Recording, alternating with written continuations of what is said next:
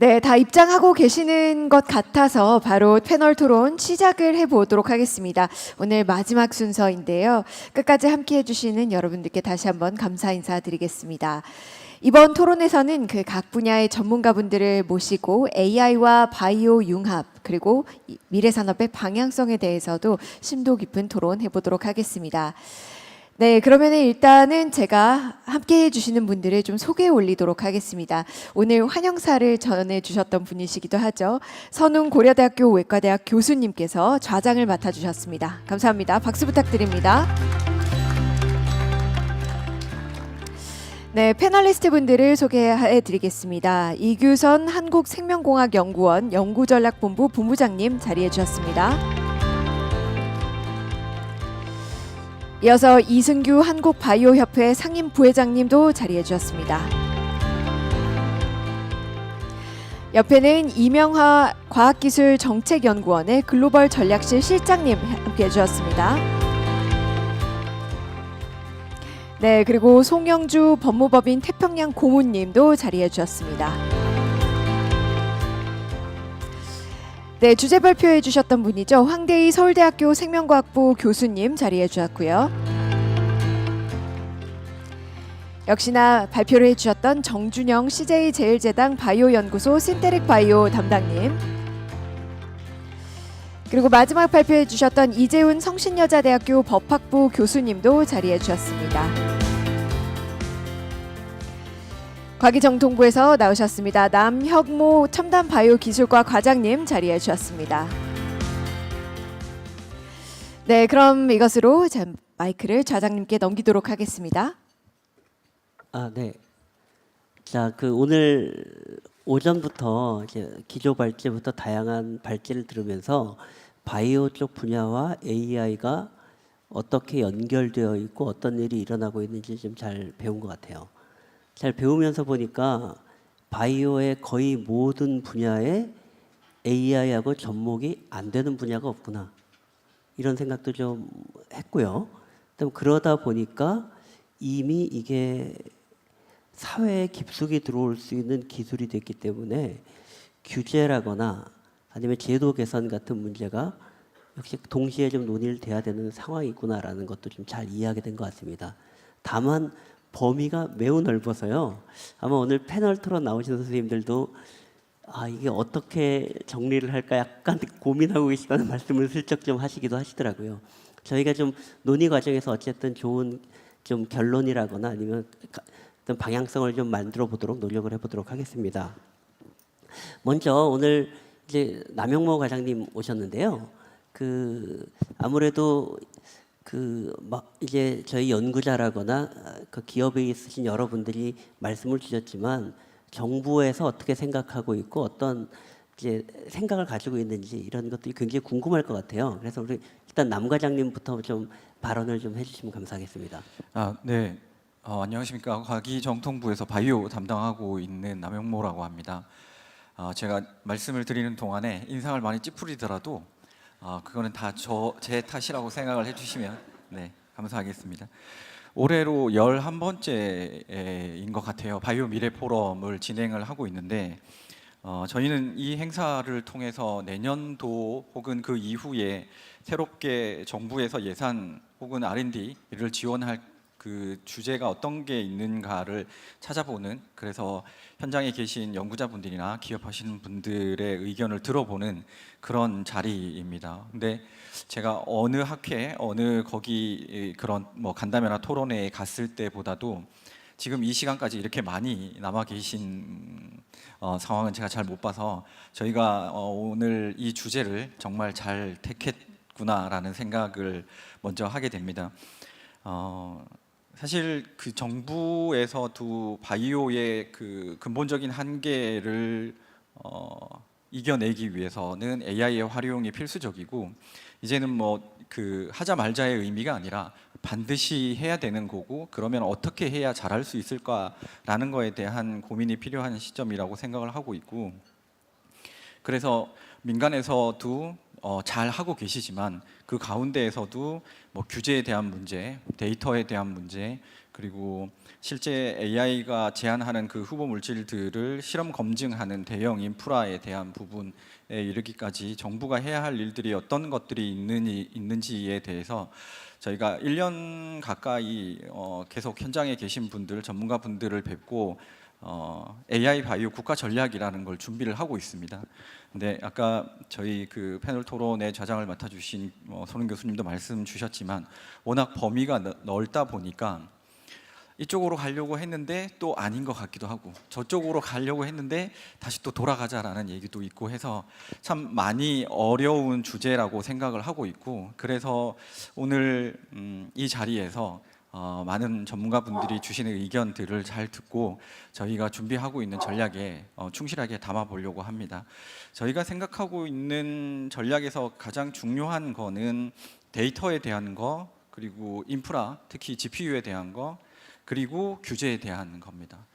실제 파운데이션 모델을 개발을 하고 산학연 협력을 하고 하는 부분은 거의 뭐 지금 당장 시작을 해도 바로 뭐 내일부터든 내년 1월부터든 바로 시작을 할 수 있을 것 같은데 앞서 말씀드린 데이터나 GPU나 규제에 대한 문제는 많은 노력들이 필요하고 그 가운데 정부에서도 분명한 역할이 필요하다고 생각을 해서 그 부분에 대해서 많이 고민을 하고 있습니다.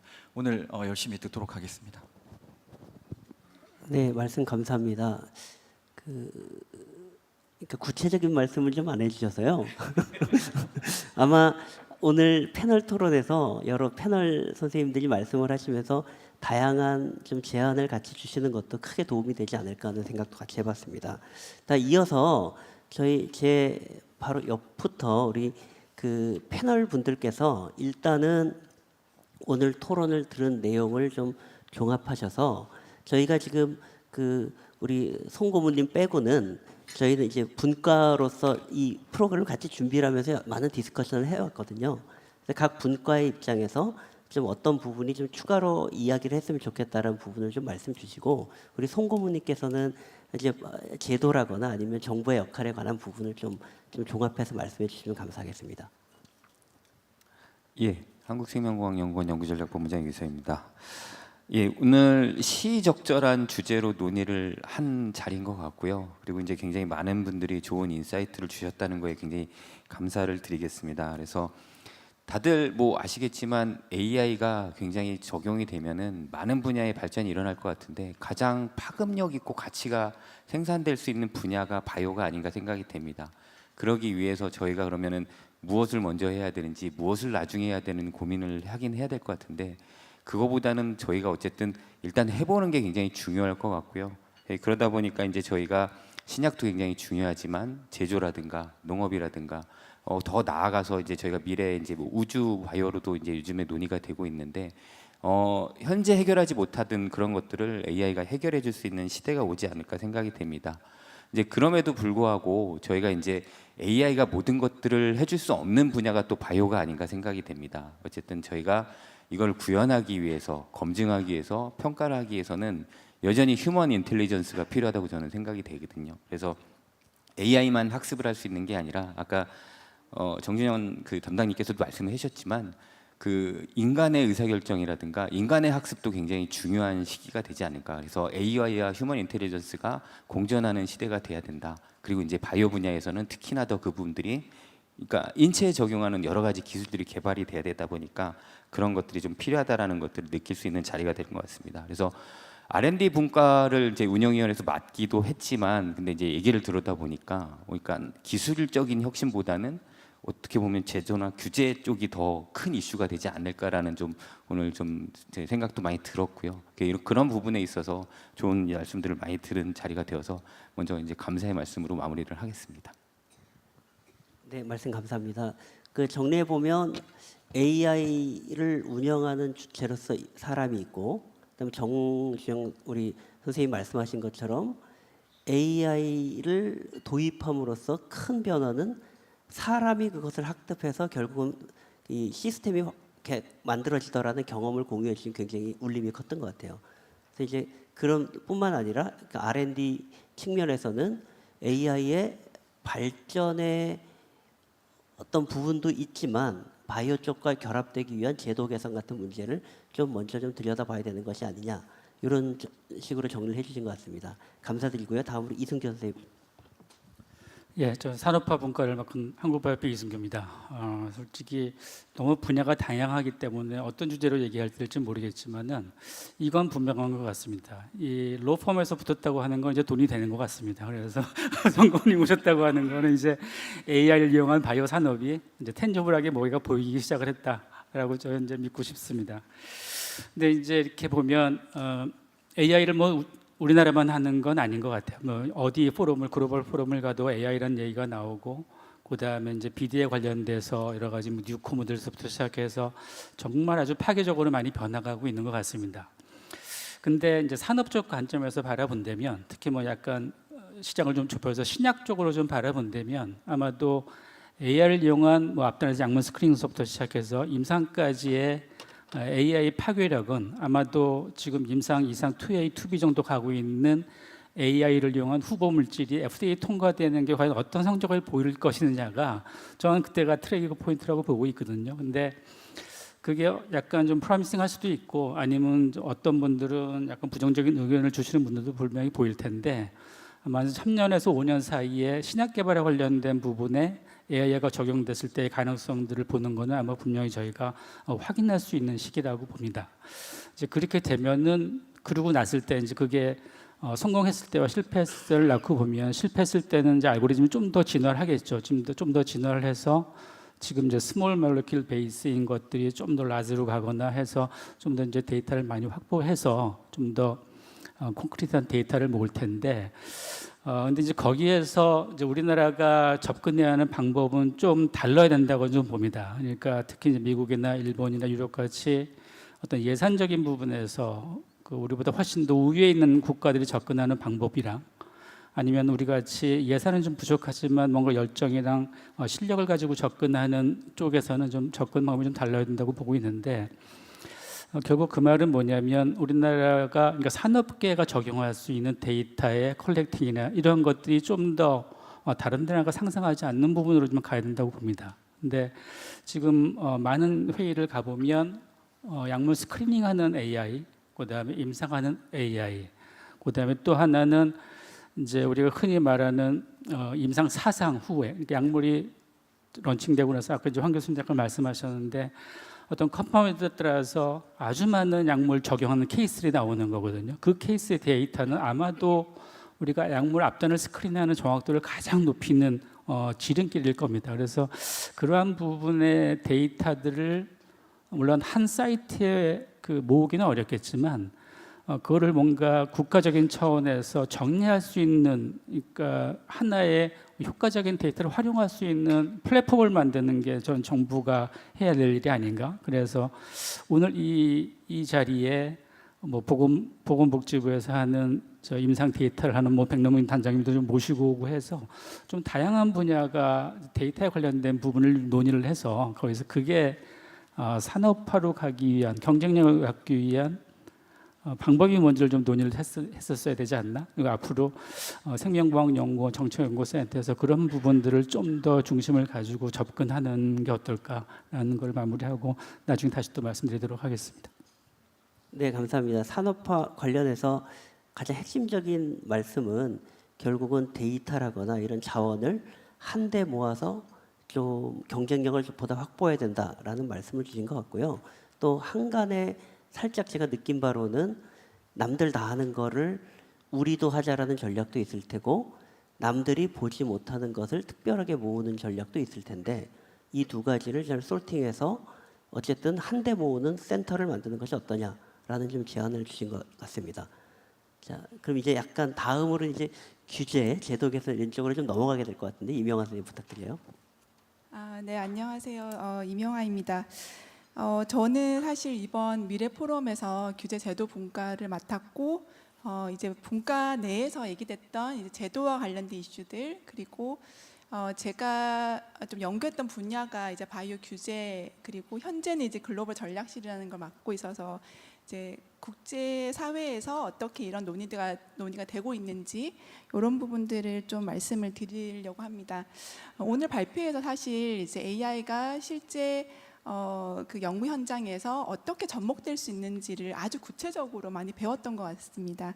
그래서 우리 분과에서도 AI가 이제 적용됐을 때, 바이오의 현장에 적용됐을 때 사실은 AI가 갖고 있는 이제 제너럴하게 우리가 많이 걱정했던 뭐 할루시네이션이라든지 뭐 블랙박스 이슈라든지 이런 부분들이 사실 바이오에서도 똑같이 나타날 수 있겠다. 근데 뭐 물론 이제 신약 후보 물질을 이제 스크리닝하는 그런 과정에서는 사실 크게 리스크가 없을 것 같긴 한데 진짜 이제 의료 행위 할 때, 그러니까 의사 결정을 하는 경우에서는 이 부분이 문제로 발생할 수도 있겠다. 그러면 AI의 어떤 안전성 이슈를 또 많이 얘기하잖아요. 근데 그런 부분들이 똑같이 섹터에서도 AI 바이오에서의 어떤 세이프티 이슈 이런 부분들도 우리가 앞으로 좀 고민해야 되는 부분이 아닌가 이런 생각이 좀 들었고요.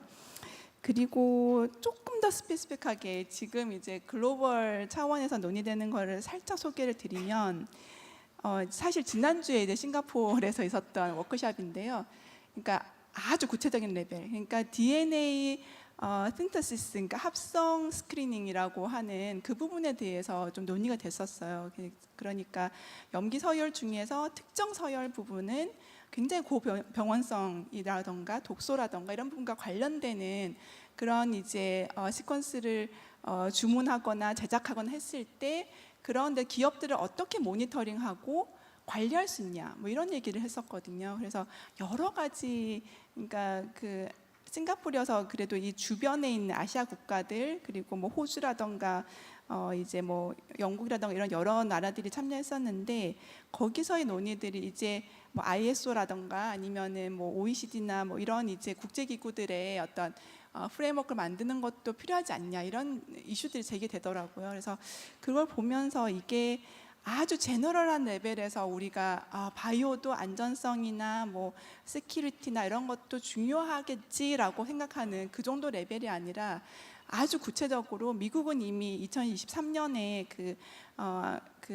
핵산 합성 스크리닝에 대한 프레임워크를 만들었고 영국에서는 작년에 이제 11월 달에 또 가이던스를 만들었거든요. 그래서 그런 부분에서도 우리가 한 번쯤 고려해 볼 만한 사항이겠다. 이게 규제를 만드는 거 사실은 저도 굉장히 반대를 많이 하고 이제 워크숍 때도 그런 얘기 많이 했었는데 규제가 사실은 이 연구 현장의 목소리를 받지 못하고 이제 덜컥 이제 글로벌 뭐 상황이나 이런 것 때문에 됐을 때 더 문제가 되기 때문에 우리가 좀 사전에 그런 논의들이 좀 시작될 필요가 있겠다 이런 생각이 좀 들었고요. 그리고 하나 더 이제 소개를 드릴 부분은 사실 우리가 오늘 이제 구체적인 사례들을 많이 보긴 했지만 이거는 굉장히 좀 한정된 사례일 수도 있겠다. 내년 되면 또 새로운 사례들이 나오고 또 새로운 어떤 적용 범위 나타날 수 있을 것 같은데 이런 것들 우리가 어떻게 예측하고 대비할 수 있는가라는 부분들이 굉장히 우리가 어려운 부분인 것 같거든요. 그래서 그런 부분에서 이제 OECD 같은 경우에는 anticipatory governance라는 걸 얘기해요. 이제 뭐 선제적 거버넌스라고도 얘기하는데 저는 사실은 이 용어를 예측적 거버넌스라고 보통 저는 이제 그렇게 사용하거든요. 그러니까 그런 이제 미래에 이 기술이 어떻게 적용될 것인가, 그리고 적용됐을 때 우리가 예상할 수 있는 긍정적인 부분들을 최대한 많이 활용할 수 있고 그러면서도 또 예상될 수 있는 리스크를 잘 관리할 수 있는 그러기 위해서는 어떻게 보면은 미래 예측에 대한 어떤 역량도 굉장히 중요하다. 그래서 뭐 호라이즌 스캐닝, 뭐 시나리오 빌딩 이런 얘기를 오늘 오전에 사실은 그런 얘기를 하고 왔는데 이제 그런 부분에 대해서도 우리는 아직까지는 사실 이 부분이 많이 활성화되어 있지는 않아서 우리가 좀 준비해야 되는 부분. 오늘 또 이제 바이오 미래 포럼이다 보니까 우리가 이제 미래를 준비한 데 있어서 아마 또 가장 기본적인 그런 어떤 요소가 아닐까라는 생각이 들었습니다. 그래서 일단 여기까지만 말씀드리고 다음에 더 말씀드리겠습니다. 네, 이어서 좀 말씀 주시면 좋을 것 같아요. 그 태평양 송영주 고문입니다. 어제 마침 저희 법무법인에 그 글로벌 투자 전문가인데 이제 중국 AI 산업 관련해서 강연하러 오셨어요. 그러면서 그분이 그러더라고요. 중국이 이렇게 빠른 시간에 성공할 수 있었던 비결이 무엇인가요? 라고 하니까 탑다운 방식의 중국 정부 플러스 지자체 간의 경쟁이라고 그러더라고요. 그만큼 지금 AI 산업 발전에는 이제 국가의 역할이 굉장히 중요한 것 같은데요. 저는 이제 제가 로펌에 있다 보니까 많은 기업들과 이제 허심탄회한 얘기를 많이 나눕니다. 얼마 전에 제가 물어봤어요. 그 최근에 신문에도 났을 텐데 글로벌 이제 클라우드 업체인데 우리나라의 투자 계획도 큰 투자 계획도 밝혔던 그 회사인데요. 관계자 보고 지금 AI 강국을 부르짖고 있는데 뭐가 제일 필요할 것 같으냐 그랬더니 뜻밖의 뭐라 그러냐면 이 사람이 지금 제일 많이 저기 공무원들도 만나고 있고 그 다음에 의료 관계자들도 만나고 있는데 AI에 대한 인식 향상입니다 그러더라고요. 그러면서 장관님이나 그 AI 수석은 그 AI 중요성과 환경 조성에 대해서 늘 말씀하고 계시지만 실제로 중간 간부들을 만나면 공무원들 AI가 뭔지 잘 몰라요. 그 다음에 그래서 어떻게 한대요? 뭘 활용할 수 있어요? 이렇게 묻더랍니다. 그리고 또 의사들도 왠지 저는 의사들은 굉장히 그 사이언티픽하신 분들이 그래서 관심이 많을 줄 알았더니 의사들이 굉장히 보수적이래요. 뭔지는 아는데 나의 저 진료 활동에는 별로 도입할 아직은 시기가 아닙니다. 이런 식으로 보수적으로 하더라고요. 그래서 저는 먼저 그 우리 정말 실무자들의 그 전반적인 AI에 대한 인식 향상이 필요할 것 같고요. 두 번째, 저는 이제 지금 정부가 바로 지금 예산 처리기도 한데요. 투자의 방향성입니다. 지금 그 AI 예산 중에 그러면 정부가 과연 AI 바이오에는 얼마나 투자할 것인지 이제 궁금한데요. 이제 제 욕심은 한 20% 이상은 됐으면 합니다.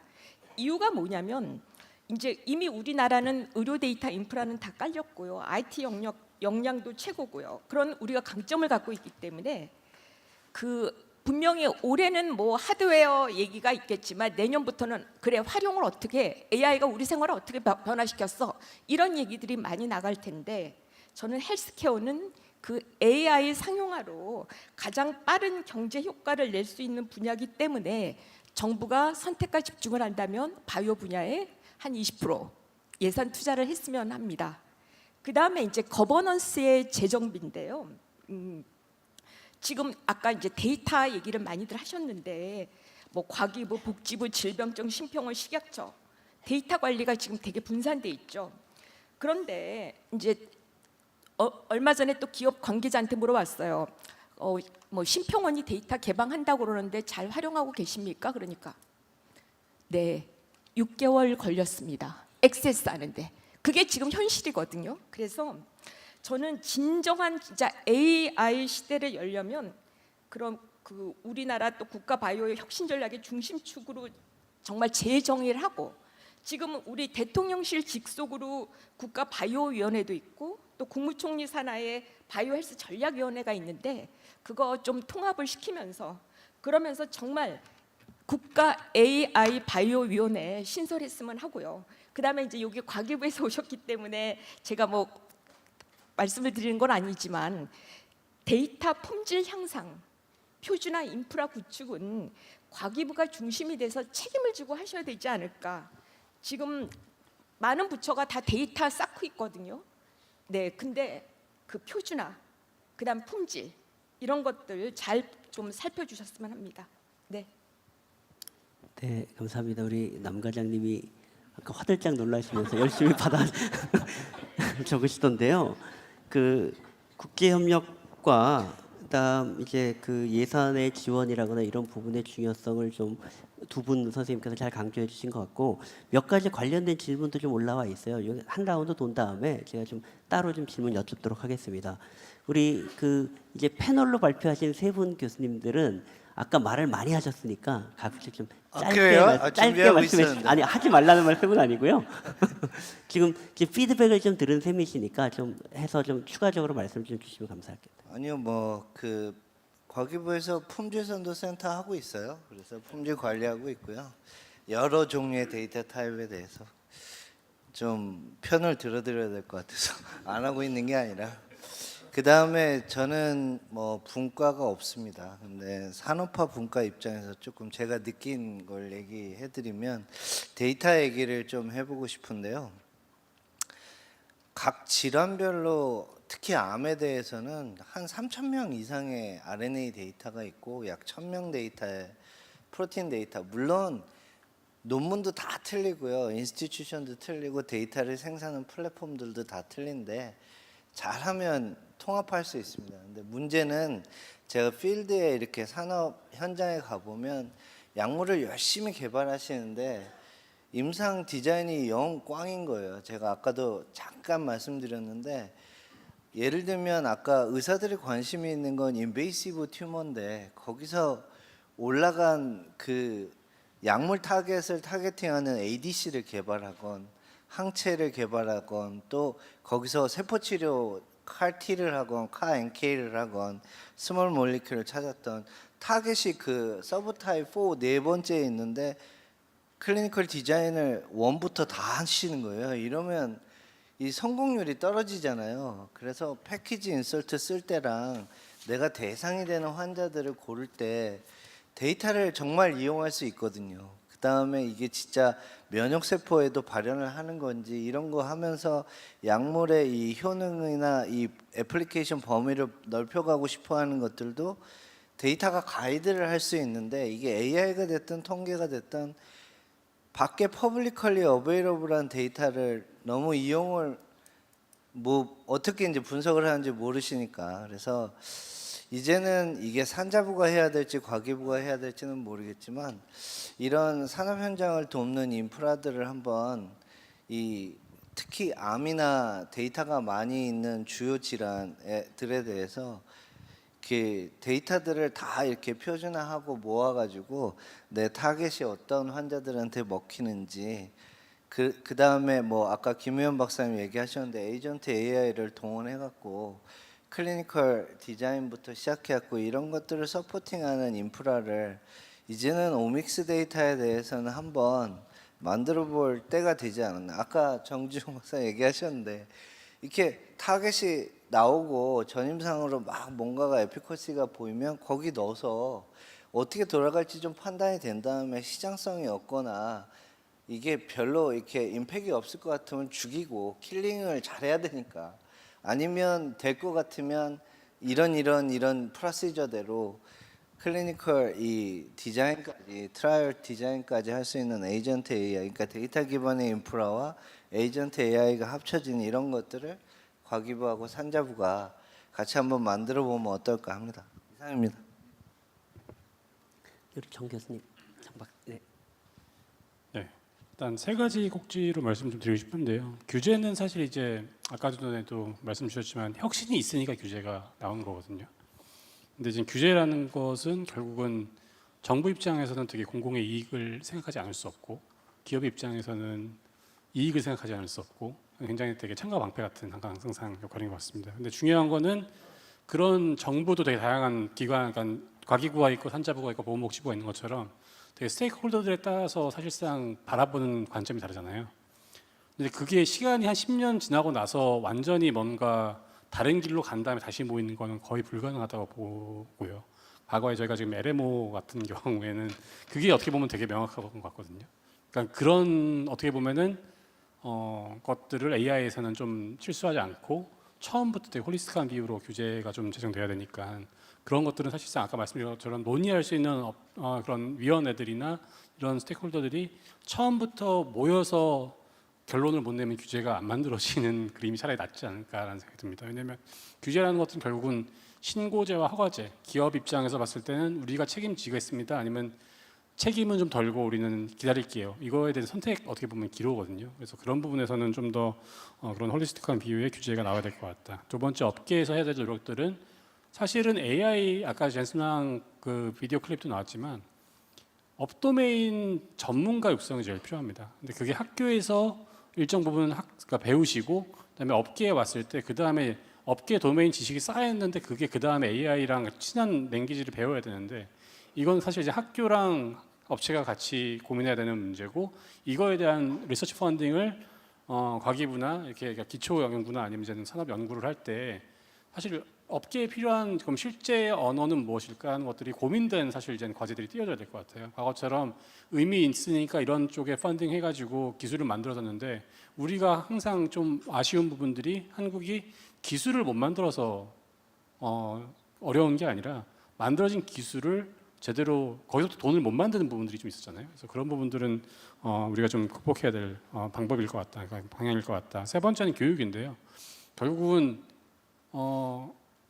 지금 자라는 세대들은 AI로부터 뭔가를 배우고 되게 다양한 학습을 하면서 또 그 중에 하나의 바이오로 오는 사람들이 있을 건데 중요한 거는 어떻게 AI를 써야지 잘 쓰는지에 대한 부분들이 좀 교육 프로그램에 들어가 있어야 될 것 같습니다. 그러니까 이게 이미 교육 과정이 너무 뭐 국영수 중심으로 가다가 나중에 대학 가서 다 전공 따지고 배우고 난 다음에 나중에 AI를 배우다 보면은 툴 이상을 못 쓰는 것 같은데 기본적으로 처음부터 AI를 가지고 우리가 진짜 AI를 중요하게 생각한다면 그게 교육 과정 중에 포함돼야지만 사실상 우리가 향후에 바이오를 넘어선 AI를 만들 수 있지 않을까 생각이 듭니다. 이상입니다.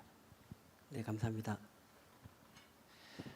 네, 오늘 그 패널 분들 말씀 잘 들었고요. 그 바이오가 특히나 다른 분야와는 달리 규제나 제도가 상당히 밀접하게 항상 가는 것 같습니다. 뭐 규제과학이라는 표현을 쓰듯이 그런 부분들이 상당히 있기 때문에 오늘도 또 규제제도 얘기들이 많이 나오기는 했는데요.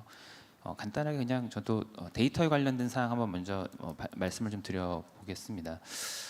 그 데이터 사용, 특히 이제 데이터에 대한 활용이 상당히 중요하죠. 바이오와 AI에서 데이터는 빼놓을 수 없는 키워드라고 할 수 있는데요. 저는 그 제도에 대한 약간 이제 한번 개념을 한번 같이 생각해 보자는 차원에서 말씀을 드려봅니다. 데이터 활용이 잘 되려면 어떻게 해야 되는지에 대해서 실제로 우리가 어떤 것들을 사고 있는지가 있거든요. 바이오에서 지금 AI 통해서 데이터 학습하시고 활용하시죠. 근데 그게 지금 제도화가 되어 있느냐? 그걸 제도화하는 건 기존에 하던 것들을 좀 더 법적인 근거를 구축하고 우리가 좀 더 안전하고 세이프티하게 연구할 수 있도록 하는 것도 하나의 제도화일 거라고 생각합니다. 반면에 하고 싶은 거 좀 잘 되게 하려고 하는 제도화도 있기는 합니다. 우리나라 데이터 활용이 잘 안 되잖아요. 왜 안 되냐? 사용하는 사람 수익도 없고 내가 저 사람 왜 주냐? 그러면 이제 if죠. 이런 사용권과 수익권이라는 제도를 넣으면 아마 바이오에서 AI를 잘 쓸 거야라고 하는 잘하고 싶은 걸 제도화하는 경우도 사실은 있습니다. 사실 그 두 가지를 우리가 구분해야 하고요.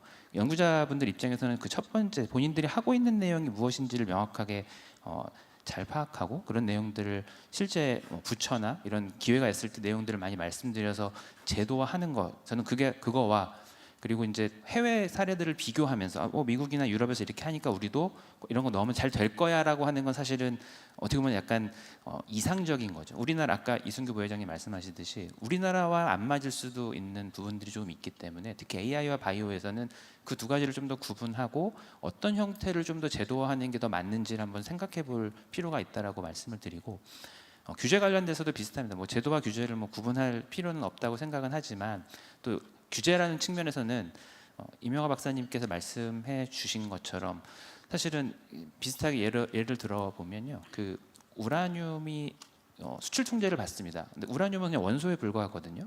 근데 결국은 그게 핵 무기를 만들 수 있는 중요한 원소이기 때문에 상당히 문제가 되겠죠.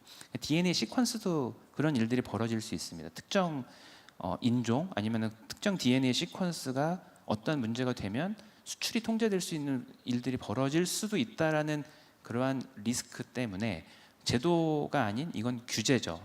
규제라는 것도 사실 생길 수 있습니다. 시큐리티나 세이프티 때문에 특히 이제 바이오는 다른 분야와 달리 사실 한 번 그런 부분들이 문제가 되면 상당히 통제하기 어렵기 때문에 앞서서 말씀드린 그 제도의 두 가지와 그 다음에 이 규제라는 것들을 좀 세분화해서 특히 바이오 하는 데서는 이런 것들을 좀 명확하게 구분해서 이야기들을 하는 게 추후에 우리가 그냥 뭉뚱그려서 뭐 법 관련된 규정에 대한 문제라기보다는 좀 더 세분화한다면 특히 이제 그런 것들에 대한 문제 해결을 좀 더 차근차근 아마 진행해 나갈 수 있지 않을까 그렇게 먼저 말씀드려 보겠습니다. 네. 네, 감사합니다. 좀 다양한 각도에서 말씀을 한번 쭉 들어봤고요. 좀 정리를 해보면 약간 이제 뭐 좀 공통적으로 어쨌든 가장 중요한 자원인 데이터를 잘 만들고 그것을 잘 관리하는 것이 좀 정부의 역할로서 매우 중요하다는 말씀이 많았던 것 같고요. 그다음에 이제 그것을 위한 좀 적절한 거버넌스와 제도를 만드는 것도 필요하다. 이런 정도의 말씀이 있었고, 그다음 조금 범위를 이제 바이오를 넘어가서 AI 전체 확산이라는 측면에서 약간 인식이 좀 높아져야 되는 것이 결국은 더 펀더멘탈한 것이 아니냐. 또 같은 맥락에서 교육적인 측면에서 그런 것이 좀 잘 좀 들어가야 된다라는 말씀들을 좀 하신 것 같아요. 그래서 이제 뭐 나중에 다시 과장님한테 다시 좀 코멘트를 드릴까 하고는 있는데요. 여기에 관련해서 몇 가지 좀 이제 조금 더 스페시픽한 질문이나 토의를 좀 해봤으면 좋겠는데, 저희가 이제 데이터가 있으면가 가장 중요할 것 같다. 그것도 잘 관리된 데이터가 있으면 중요할 것 같다라는 말씀도 많으셨지만, 사실은 이제 막상 AI 바이오를 운영하는 현실적인 굉장히 많은 바이오 연구자들은 어떻게 접근을 하지? 라는 어려움도 있는 것 같고, 그러다 보니까 결국은 AI 바이오를 직접적으로 수행할 수 있는 어떻게 이 서비스를 어떻게 받을 것이냐, 아니면 이 테크놀로지를 어떻게 받을 것이냐, 또는 이것을 운영하는 전문 인력 또는 확산적인 인력을 어떻게 만들어야지 이게 확 퍼질 거냐, 약간 이런 문제에 대해서 고민들이 많으신 것 같아요. 그래서 이런 부분 역시도 사실은 어떤 형태로든 좀 도움을 주셔야 되는 부분도 있고 또 많이 노력을 해주셔야 되는 것 같은데요. 여기에 관련해서 어떤 사람을 지금 키워야 된다, 또는 네가 지금 바이오를 하고 있는데 AI 바이오를 하려면 지금부터 뭘 해야 된다, 약간 이런 프랙티컬한 가이드라인 같은 거를 좀 주시면 좋을 것 같아서 이런 질문을 좀 여쭙겠습니다. 어느 분이 제일 대답을 잘 하실 수 있을까요? 아무래도 기초의 연구실에 계신 황대희 교수님이 교육에 관해서 생각이 많으시지 않을까요? 젠슨 황이 이미 답을 했는데 저는 AI 바이오를 하려면 바이오를 잘해야 된다고 생각합니다. 결국은 AI는 진입 장벽이 이제 챗GPT가 요즘에 뭐 커닝 얘기도 나오고 하지만 저도 챗GPT한테 프로그램 코딩을 시켜보면 엄청 잘해요. 그리고 제가 이번에 중간고사에 챗GPT 못 쓰게 한 이유가 제가 시험 문제 내고 챗GPT 풀어보라 그랬더니 거의 95점 맞았습니다. 그래서 AI는 사실 어떻게 사용하는지 익숙해지고 나면 사실은 많은 일들을 할 수 있기 때문에, 사실은 아까 이제 김우현 박사님도 그랬고 결론적으로는 강화 학습을 하는 휴먼 인터벤션이 휴먼 인 더 룹이라고 요즘은 얘기를 하는데, AI의 퀄리티는 결국 얼마나 똑똑한 휴먼이 인 더 룹에 있어서 그 모델의 퀄리티를 올리는 거니까요. 실제로 이건 이제 제 생각이고요. 그래서 결국은 바이오나 신약을 하시면 신약이나 이런 거를 도메인 날리지가 훨씬 더 중요하다는 얘기를 해보고 싶고요. 근데 그건 제가 데이터 액세스 하는 거랑 AI에 컴포터블 하니까 이런 말을 하는 건데, 아까 원론적인 질문으로 돌아가 보면 보통 바이올로지 하시는 분이 데이터가 어디 있는지도 모르고, 그죠? 그다음에 어떻게 다운받는지도 모르고, 쟤는 어떻게 저렇게 저 데이터를 쓰는 거지? 나는 갔는데 뭘 클릭해야 되는지도 모르겠고, 웹페이지가 엄청나게 있었고 뭘 눌러야 그걸 볼 수 있는지도 모르겠고, 뭐 그런 것들이 있습니다. 그래서 저는 이제 강의를 할 때 리소스풀하게 학생들이 되는 강의를 좀 해본 적이 있는데요. 어떻게 정보를 찾는지, 정보를 어떻게 활용할 수 있는지. 근데 진짜 AI 전문가처럼 막 자기가 다운받아갖고 막 분석하고 이런 거는 하지 말고요. 실제로 전문가한테 가기까지 내가 필요한 데이터를 잘 이렇게 보고 내가 해결할 수 있는 문제 거기서 해결하고, 안 되면 좀 인덱스 분석이 필요한 거는 right expert를 찾아갈 수 있는 그런 강의가 좀 있으면 좋을 것 같습니다. 초입자 분들한테. 그래서 대학원에 그런 강의들을 서울대 생명과학부는 좀 하고 있고요. 이상입니다. 네, 그 전문가가 돼야 되지만 전문가한테 다가갈 수 있는 만큼을 학습하는 것이 굉장히 중요하다는 말씀이셨던 것 같아요. 그래서 논문을 읽을 수 있고요. 오믹스나 인포메틱스가 들어간 논문을 읽을 수 있고, 데이터가 어디 있는지 알고 어떻게 리퍼를 하는지 다운로드까지는 가리키는데요.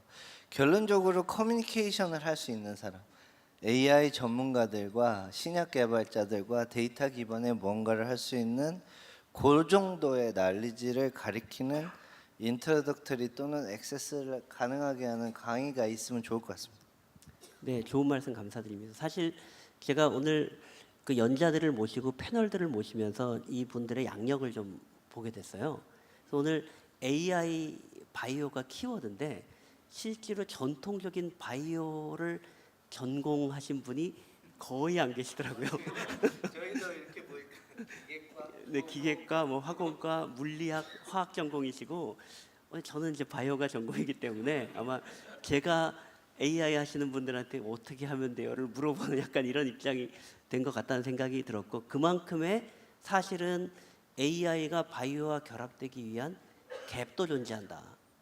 그래서 이게 말씀으로 듣기에는 AI를 바이오에 결합하면 모든 게 될 것 같고 점점 문턱이 낮아지고 있다라고 듣고 있는데, 실제 그 문턱이 이제 실제 랩에 있는 바이오 전통적인 바이오 연구자들이 보기에는 그 문턱이 아직도 좀 까맣게 보이는 게 현실이고, 그 현실을 얼마나 빠르게 좁히느냐가 어찌 보면 AI 바이오가 성공하고 AI가 바이오를 통해서 아니죠, 바이오가 AI를 통해서 이제 미래를 완성하게 되는지 어떤 길인 것 같습니다. 그런 면에서 굉장히 좋은 인사이트를 주신 것 같고요.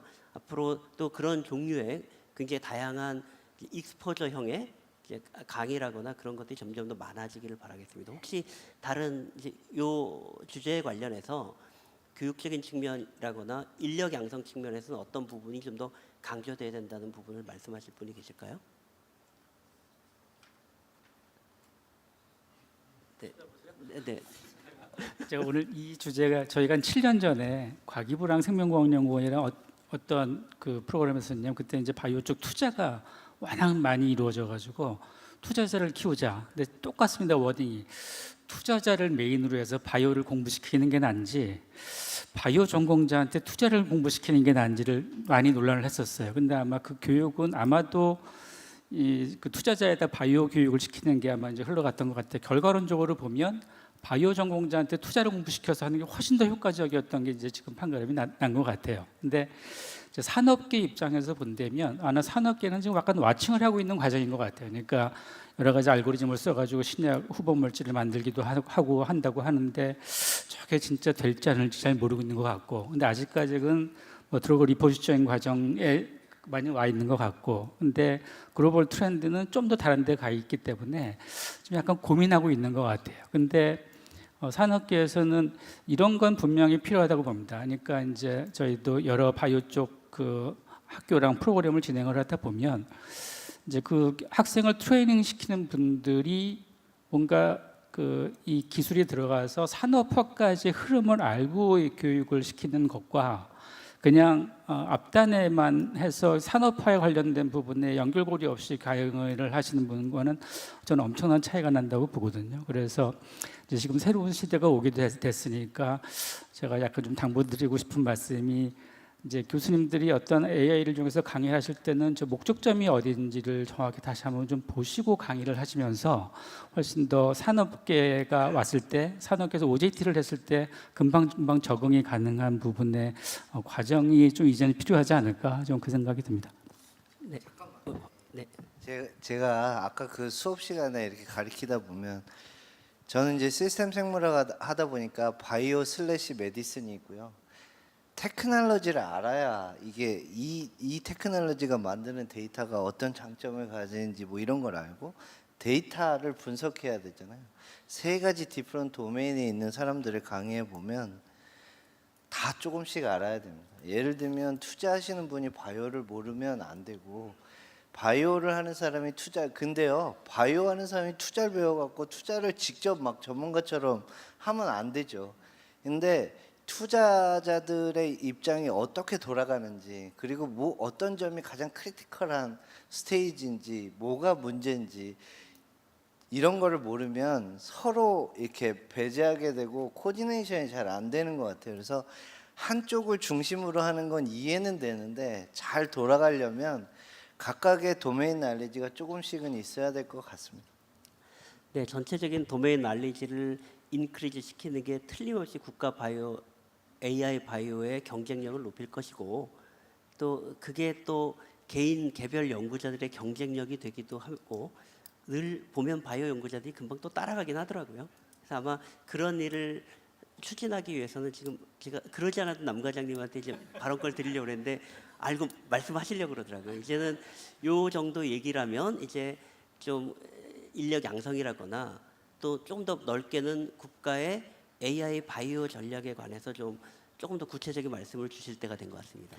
네, AI 바이오 전략에 대해서 계속 끝까지 꽁꽁 숨겨놓으려고 하고 있는데 계속 자꾸 물어보셔가지고 일단 이 주제에 대해서 사실 정부가 고민하고 정부로서 할 수 있는 그리고 준비하고 있는 일들에 대해서 잠깐 말씀을 드리면 저희도 사실 그 현장에 계신 연구자분들한테 그 조사를 했을 때 현재 AI를 사용하고 계십니까라고 했을 때 한 52% 정도의 연구자분들이 이미 사용을 하고 계십니다라고 하고 있습니다라고 답변을 주셨는데 사용을 하지 않고 계신 분들한테 왜 아직 사용을 안 하고 못하고 계십니까라고 여쭤보니까 뭐 어떻게 해야 되는지 모르겠다, 누구를 만나야 되는지 모르겠다라는 말씀을 주셨어요. 아마 패널 분들도 동일한 말씀, 그리고 질의 주신 분도 아마 동일한 취지의 질문이실 거라고 생각을 하고요.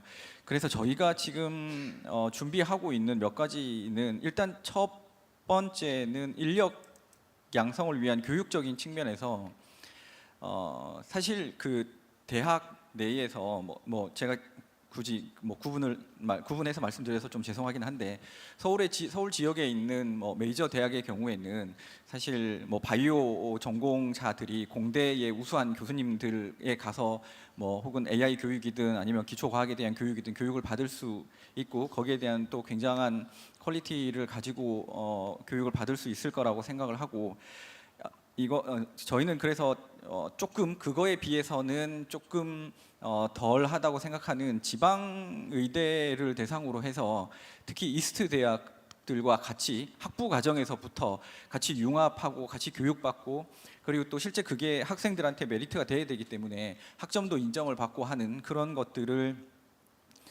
대학과 같이 저희가 정부에서는 예산을 지원하고 대학에서는 커리큘럼을 준비하고 양 대학 간에는 MOU도 체결하고 하는 식으로 학부 과정에서부터도 서로 간에 좀 교류가 있을 수 있도록 하는 부분에 대한 지원을 하고 있습니다. 제가 이 말씀을 드렸던 이유는 뭐 선진국에서 실제 AI 바이오가 어떻게 되냐고 했을 때 어떤 국가는 말씀 주신 것처럼 바이오 연구자가 AI를 공부해서 하시는 곳이 있는가 하면 예를 들어 독일 같은 경우에는 바이오 연구자와 AI 연구자들이 만나서 많이 대화할 수 있게끔 해서 서로 간의 이해를 통해서 공동 연구도 하고 해야 된다. 그리고 실제로 아주 전문적인 각 파트의 전문적인 분야로 가게 되면 결국은 따로따로 전문가들이 만나서 협업할 수밖에 없다.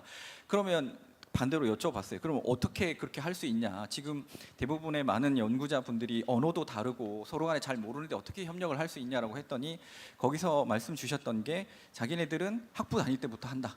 당연히 학부 때부터 같이 교육하고 같이 그런 커리큘럼을 같이 하는 게 굉장히 자연스러운 거기 때문에 이미 바이오 연구자의 친구가 AI 연구자인 거고 그러니까 둘이 만나면 자연스럽게 그런 이야기를 할 수 있다라는 말씀을 주셔서 저희가 방금 말씀드린 그런 그 인력 양성 교육에 대한 커리큘럼을 준비를 하고 있고 이거는 복지부와 같이를 하고 있습니다. 그래서 박사, 석박사 과정까지도 저희가 추진을 하고 있고 그러면 일단 교육 이 이후에 지금 현재 바이오 분야 연구자분들과 AI 분야 연구자분들도 만날 수 있는 그런 기회를 좀 마련을 해야 되지 않을까라는 생각을 하고 있어서 저희가 내년부터 AI 바이오 혁신 거점이라는 사업을 진행을 하고 있고요. 거기에 좀 대규모 예산을 투자해서 그 각 분야의 전문 연구자분들이 같이 하실 수 있는 뭐 R&D, 인프라 그리고 데이터에 사용하는 데 있어서도 굉장히 그 규제를 좀 많이 줄 수 있도록 뭐 규제 샌드박스든 규제 자유특구든 지정을 해서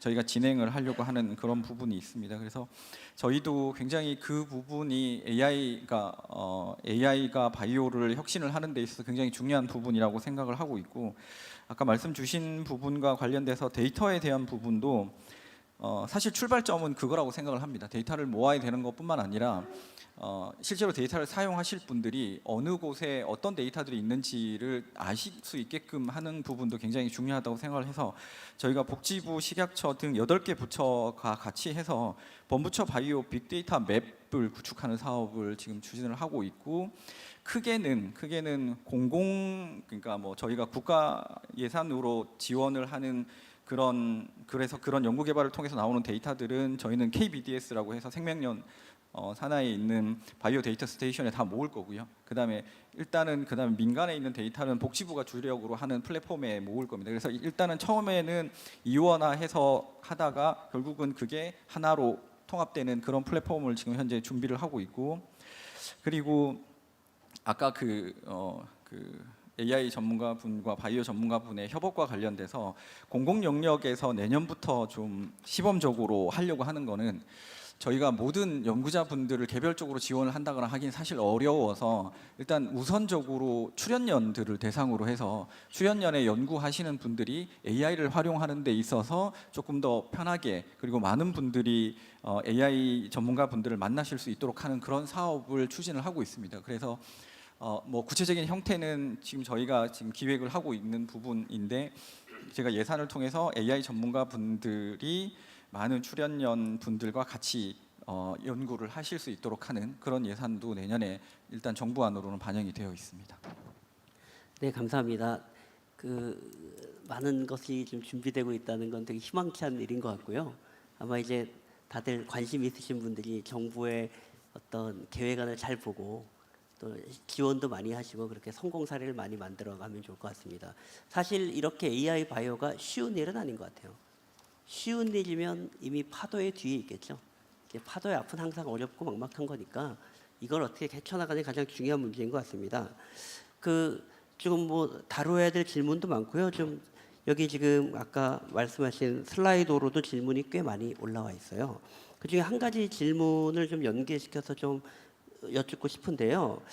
한국이 AI 바이오에서 세계적으로 얼마나 잘하는 거야? 그러니까 숫자적으로 우리가 3등이에요. 이렇게 말할 수 있을지 없을지 모르겠지만 이런 질문들이 좀 있어요. 우리가 얼마나 실제 국제적 경쟁력을 비교했을 때 얼마나 가지고 있는 것이냐. 또한 또 다른 질문은 결국은 이게 AI 바이오가 세계 국제적 경쟁도 높지만 데이터를 많이 만들어야 돼. 여러 가지로 볼 때는 국제 협력이라는 이슈도 좀 있을 것 같은데, 그러니까 이런 부분에 대해서는 어떠한 입장이나 어떤 준비를 하는 게 맞느냐, 이런 질문들이 있었습니다. 좀 혹시 어느 분이 좀 대답을 해보실까요? 예.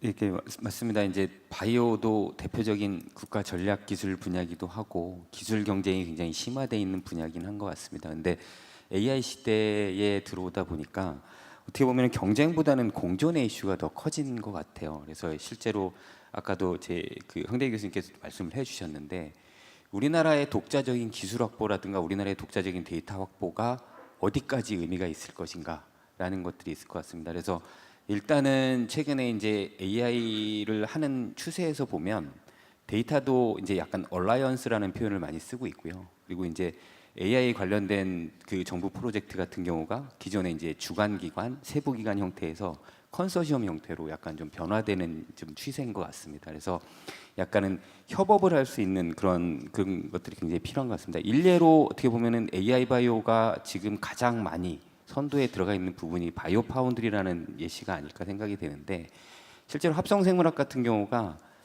미국을 중심으로 해서 이제 글로벌 바이오 파운드리 얼라이언스가 이미 구축돼 있고, 여기서는 어떻게 보면은 경쟁보다는 공존의 이슈가 되게 큰 것 같습니다. 그래서 뭐 예시로 치면 인공세포의 유전체 하나를 설계하고 합성을 하는데, 이 한 국가에서 한다 그러면은 뭐 이게 10년이 걸릴 수도 있는 일을 뭐 얼라이언스에서 한다 그러면은 일정 부분 분담을 하면서 한 1년, 2년 내에 끝낼 수 있다라는 이슈들도 생기고 있어서, 어떻게 보면은 그런 얼라이언스에 한국이 당연하게 참여할 수 있다라는 위상을 가지고 있어서, 그러니까 우리나라 기술이 뒤처지지는 않는다. 그렇지만 여기서 리더십을 갖는 것은 또 별도의 문제인 것 같습니다. 그래서 국제 관계에서 리더십을 갖기 위해서는 이제 저희가 이제 그런 부분들을 어떻게 잘 대응을 할 수 있는 자리에 이제 선도를 하기 위해서 논의하는 시점이 이제 이런 자리가 아닐까 생각이 되고 있고요. 실제로 이제 저희는 그런 표현을 하거든요. AI가 실제 기능을 어떤 것들을 할 수 있는가. 그래서 저는 가끔가다 이제 트랜슬레이터라는 표현을 가끔 하거든요. 이게 저희는 이제 국제 협력을 하려고 하면은 이제 통역기가 필요하고 분명히 이제 다양한 언어들이 이제 그 통역이 돼야 되는데 AI는 통역을 넘어서 의역까지 해줄 수 있는 트랜슬레이터라고 생각이 됩니다. 그러니까 기술 분야라든가 다른 분야에 있는 그런 전공자들을 서로 커뮤니케이션 할 수 있게 해주고 다른 이해관계를 가지고 있는 국가들을 커뮤니케이션 할 수 있게 이제 만들어주는 이슈라고 생각이 돼서 국제 관계에서 굉장히 경쟁도 심각해지고 있지만 어쨌든 공전을 통해서 우리나라가 파트너십에 들어가고 리더십을 확보할 수 있는 전략으로 가야 되지 않나. 근데 나쁘지 않은 상황인 것 같습니다. 합성생물학 예시를 보면. 예. 네, 네. 손을 여러분이 들어주셨어요. 우리 송견. 네. 송견이 먼저 하시죠. 네. 저는 지금 사회자님께서 하신 질문에 꼭 들어맞는 대답은 아닌데 지금 그 우리나라의 그 경쟁력에 대해서 이제 많이들 궁금해하셔서 그러면 미국하고 중국은 어느 정도인지 그걸 이제 산업적 측면에서 한번 말씀드리겠습니다. 아까 오늘 저기 리얼월드 데이터 말씀하셨잖아요. 그때는 뭐 이제 유전체나 환자 데이터인데 사실 리얼월드 데이터라고 하면 뭐 전자 의무 기록이나 또는 뭐 심평원에서의 청구 자료 이런 것들도 모두 이제 보건의료계에서는 리얼월드 데이터라고 하고요. 이걸 다시 또 AI 기반의 이제 그 분석을 해가지고 과연 실제 어떤 의약품의 치료 효과가 있는지 또 안전성은 있는지 또 미래의 질병을 예측하기도 하고 이런 것들을 지금 보건의료계에서는 리얼월드 에비던스라고 합니다. 이제 의학적 근거를 생성한다고 하는데요. 지금 미국 같은 경우가 이제 가장 선도국이라고 할 수 있는데 리얼월드 에비던스 활용해요. 먼저 법적 근거가 필요합니다. 그래서 이제 2016년에 다 알고 계실까요? 21세기 치유법, 21st Century Cure Act 굉장히 유명한 법이죠. 그래서 법적 근거를 마련했고 그러면 현실에서 지금 어떤 일이 벌어지고 있냐면 그 법적 근거를 통해서 리얼월드 에비던스를 생성하고 그래서 이제 신약 허가를 받을 때 보완 자료나 임상 시험이 부족할 수가 있지 않습니까? 그럼 보완 자료나 아주 희귀 의약품일 경우에는 대체 자료로도 사용할 수 있고요. 그 다음에 뭐 시판후 안전 관리 그리고 메디케어 같은 게 급여 범위 결정에도 적용하고 있습니다. 그리고 지금 데이터 생성은 그러면 어느 기관에서 하냐면 미국 FDA하고 NIH 국립보건원이 하고 플랫폼이 돼가지고 이제 병원이나 보험 데이터를 수집하고 있다고 해요. 그런데 이제 하나의 특장점은 뭐냐면 여러분 들어보셨을 거야. 아이큐비아, 뭐 옵텀, 템퍼스, 유나이티드 헬스 이런 민간 데이터 기업의 AI 플랫폼에서 생성된 데이터도 이제 정부가 과학적 검증을 거치면 공식 근거로 인정하고 있습니다. 그래서 지금 공공과 민간의 하이브리드 RW, 리얼월드 에비던스 생태계가 구축돼 있다고 할 수 있고요. 그러면 지금 글로벌 제약사들은 임상시험 설계할 때 이런 데이터 기업의 RWE 플랫폼을 많이 활용하고 있다는 말씀을 드리겠습니다. 그 다음 이제 중국인데요. 중국은 사실 비약적인 발전을 했다고 할 수 있는데 근거법은 2020년, 불과 5년 전에 만들었고요. 그리고 나서 5년밖에 지나지 않았는데 제가 통계를 알아보니까 리얼월드 에비던스 기반의 의약품, 의료기기 허가 사례가 40건이 넘는다고 합니다. 그러면 지금 그 다음에 이제 그러면 중국에서의 데이터 수집의 허가와 이런 것들의 주체는 보건부 NHC, 그 다음에 NMPA, 우리나라의 식약처 같은 곳이죠. 여기서 두 군데서 공동으로 지금 국가 단위 의료 데이터 네트워크 구축을 하고 있다고 합니다. 그러면 지금 국가주도 거버넌스로 아주 강력하게 작동하기 때문에 아마 지금 굉장히 속도가 빠르게 지금 데이터 품질이 고도화되고 있는 것 같고 실증 사례도 그래서 많이 쌓이고 있는 것 같습니다. 그러면 이제 우리는 어떠냐 하면 우리도 사실 놀고 있지는 않습니다. 그래서 그 지금 식약처에서는 2023년에 의료기기 그 리얼월드 에비던스 가이드라인 제정했고요. 그렇지만 아직 허가 사례는 없다고 합니다. 그리고 심평원도 의약품 지금 관련해 가지고 지금 그 희귀 난치나 중증 치료제의 사후 관리를 평가하기 위해서 RWE 가이드라인을 지금 마련 중에 있고요. 아마 11월 중에 연구 용역을 끝내기 때문에 발표할 것으로 알고 있습니다. 또 한 가지 한국에서 일어나는 특징은 뭐냐면 이제 삼성서울이나 아산병원 또 카카오헬스 이런 곳들이 이제 민간 병원이나 기업들이 AI 기반의 데이터 분석이 지금 또 활발하게 진행되고 있습니다. 그래서 저는 그러면 우리나라는 RW 생태계 구축 몇 년을 목표로 할까? 저는 이렇게 여러 또 관계자들하고 한번 얘기를 해봤더니 3년 내에 좀 야심찬 목표를 세우면 한번 해볼 만하지 않겠냐라고 하더라고요.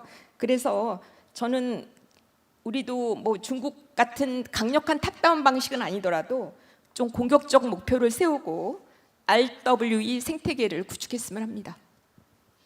네, 좋은 말씀 대단히 감사합니다. 사실 그 AI 하면 국가 간의 경쟁이라기보다는 거대 기업이 나서서 싸우고 있고 우리나라도 기업이 이걸 담당해야 될 일이 있다. 약간 그리고 우리나라에 오늘도 그래서 발제로 오신 많은 기업들이 오신 것이 그 특징을 잘 반영하고 있다고 저도 좀 생각을 했었거든요. 오늘 지금 설명을 들으면서 이 과정이 RWE 같은 결국은 정부가 나서서 문제를 해결해 주는 것이 에코시스템이 만들어지면서 발전하는 것이다라는 설명을 잘 들었고요. 한국은 전통적으로 약간 뭘 하면 국가 간 순위가 어때? 약간 그러니까 정부 주도로 어쨌든 개발을 해온 경험이 굉장히 많기 때문에 약간 이런 마인드셋으로 좀 접근하는 것 같아요. 그런 측면에서 역시 그 기업들이 굉장히 잘하고 있는 것을 모아서 정부에서 그 비슷한 노력을 하면서 환경을 잘 조성해 주는 것이 여전히 중요한 것 같다라는 좀 생각을 갖게 됐습니다. 우리 이승규 선생님 산업 쪽에서 다시 제가 네. 제가 하고 싶은 말씀을 지금 이제 좌전이께서 하셨는데 이제는 제가 보기에는 AI를 이용한 바이오 결국은 이제 뭐 데이터를 가지고 하는 것들은 국가 간의 경쟁이라기보다는 어차피 국가는 이제 플랫폼을 깔아줄 수밖에 없는 거고 데이터를 모아서 그게 의료계가 됐건 산업계가 됐건 학계가 됐건 효과적으로 사용할 수 있게 만드는 플랫폼을 구성하는 거고 결국은 경쟁력은 기업끼리 경쟁하는 거거든요. 그러니까 이게 이제 국가 간의 경쟁이라기보다는 저희는 이제 기업의 경쟁이라고 좀 보고 있습니다. 그래서 이 과연 기업의 경쟁에서 우리가 과연 이길 방법이 뭔지를 저는 한번 논의를 해보고 싶은데 이게 지금 앞단에 아까 제가 처음에 얘기할 때 생태계를 잠깐 했었는데 뭐 이제 신약을 예로 든다면 우리가 AI를 가지고 생태계를 접근했을 때 약물 스크리닝하거나 임상 들어가거나 그 다음에 나중에 임상 나온 데이터를 다시 이용해서 다시 약물을 만들거나 이제 그런 생태계를 만들 텐데 과연 우리가 경쟁력이 있는 요소 부분이 어딜지 그러니까 이제 뭐 엔디비아도 바이오니모라고 하는 신약도서부터 여러 가지 그런 걸 만드는데 과연 우리가 그걸 하는 게 경쟁력이 있을까? 많은 고민이 좀 필요할 것 같습니다. 그래서 이제 제가 송지영 고문님께서 제가 지금 하고 싶은 말씀을 해주셨는데 솔직히 우리가 RCT 같은 데이터들은 보건 복지부에서 모을 수가 있을 것 같아요. 그거는 이제 퍼블릭에서 모아가지고 그걸 잘 디자인해서 연구 쪽으로 뿌리면 될 것 같은데 과연 진짜 그 리얼월드 데이터를 기반으로 하는 에비던스를 어떻게 모을 것이냐. 지금 우리가 그 데이터를 모은다고 할 때 과연 리얼월드 데이터에 관련된 부분의 포지션이 어디가 있는지.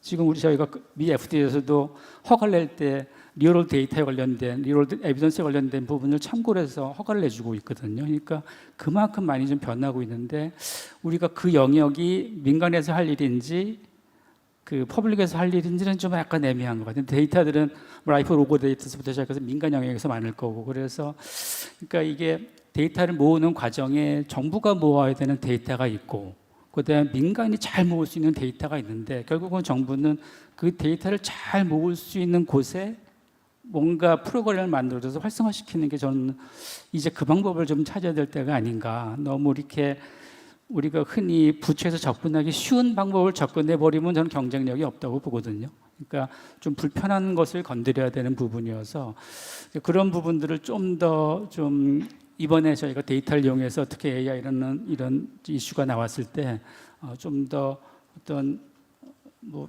다른 사업할 때 이런 얘기가 오고 가긴 하지만 이제 부처를 좀 더 넘어서는 뭔가 큰 엄브렐라 같은 것들이 좀 필요하지 않을까. 그래서 거기서 데이터에 관련된 부분에 디자인을 하고 이게 민간이 갈 건지 퍼블릭이 갈 건지 그리고 이걸 학계가 주도할 건지 산업계가 주도할 건지 관련된 부분에 그림들이 좀 필요하지 않을까 싶습니다.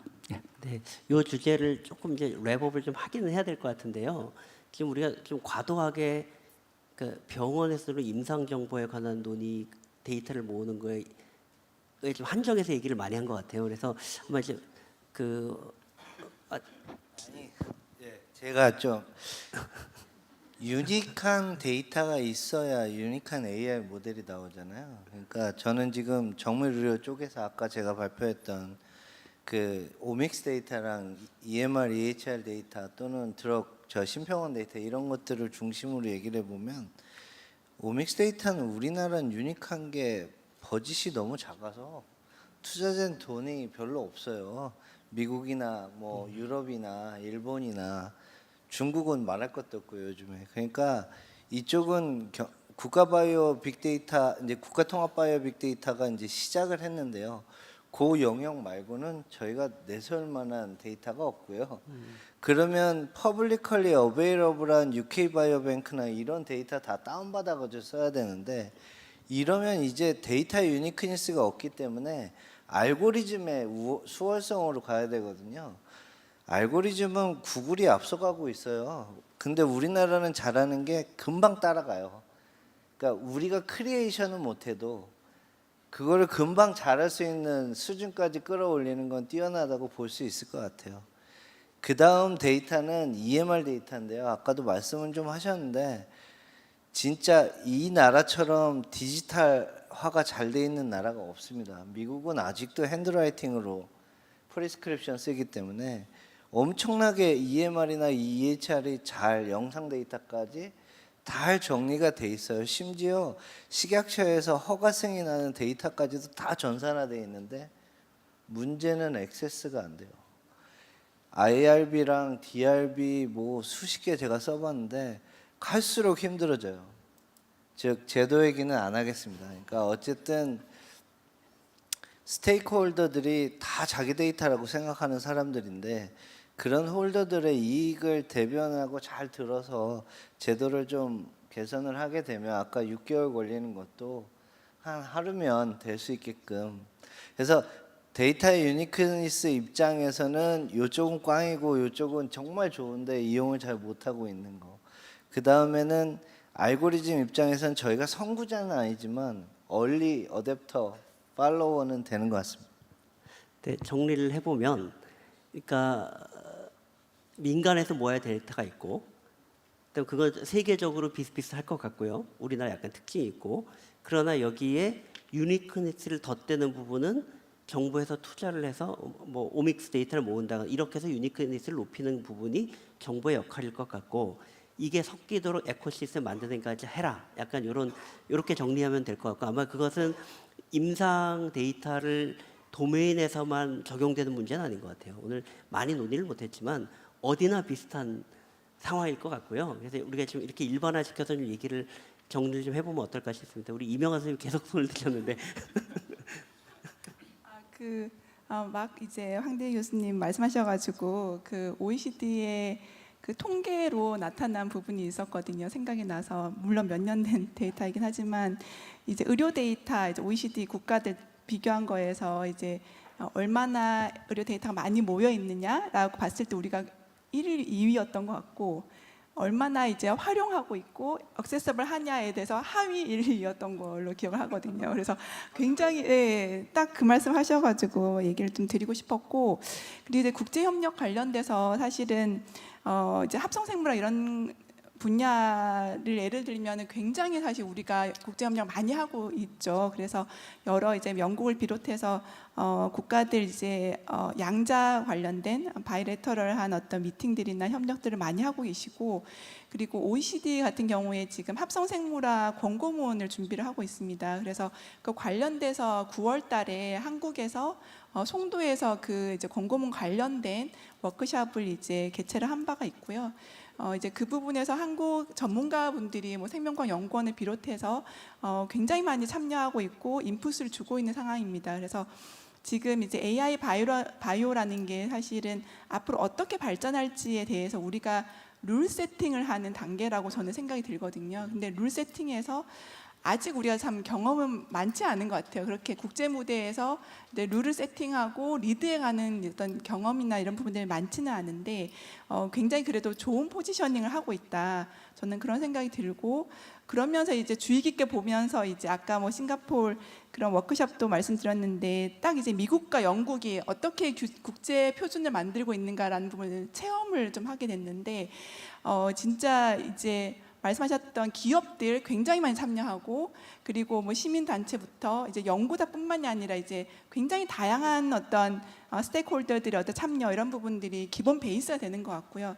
그리고 글로벌 룰을 만드는 거기 때문에 진짜 이제 주도하는 이제 미국, 영국, 뭐 호주 뭐 이런 나라들뿐만이 아니라 진짜 이제 조금 더 룰 세팅이 약간 이제 후발주자였던 이제 아시아 국가들, 이런 국가들을 어떻게 포섭하느냐라는 부분에서 이거는 정말 경험의 차이가 있겠구나라는 생각이 들었습니다. 근데 앞으로 우리가 이런 경험들을 계속 좀 많이 확장하고 또 이제 지원을 해봐야 되는 부분이 아닌가라는 생각이 들어서 계속 손을 들었습니다. 감사합니다. 네, 중요한 말씀하신 것 같아요.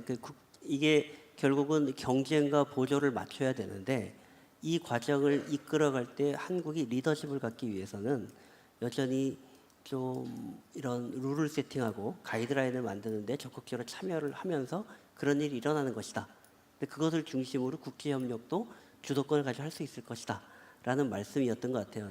좀 감개무량한 것 같아요. 저희가 바이오 분야에 이런 물결이 온다 이런 거 굉장히 많이 저도 교수 생활을 겪었거든요. 항상 우리가 물결의 뒤에 있어 어떡할 거야 이런 말을 하다가 조금씩 따라잡는 것 같아요. 그래서 이제 AI 바이오라는 논의가 오면서는 우리가 완전 뒤처져 있어라기보다는 어떻게 우리가 주도권을 잡을 수 있을 것도 같은데 라는 논의를 하고 있는 것만 해도 굉장히 많이 좀 빨리 따라가고 있다는 생각에 굉장히 많은 변화도 동시에 느낍니다. 자, 그럼 요 주제에 대해서 좀 어느 정도 다룬 것 같은데 좀 우리 과장님께서 네, 제 시선은 앞으로 좌장님이랑 눈이 마주치는 일은 없도록 해야 될 것 같은 그런. 일단 주신 말씀들, 특히 데이터와 규제와 관련돼서 말씀 주신 내용들을 저희가 잘 이해를 하고 있고 절대적으로 공감을 하고 있습니다. 특히 민간에서 주도해서 만들어져야 혹은 수집되어져야 되는 부분과 공공에서 해야 되는 부분들에 대한 거가 먼저 정해져야 된다라는 그런 내용들도 저희가 지금 준비하고 있는 바이오 데이터 관련돼서 플랫폼 구축하는 부분에 있어서 꼭 반영을 해야 될 것 같고요.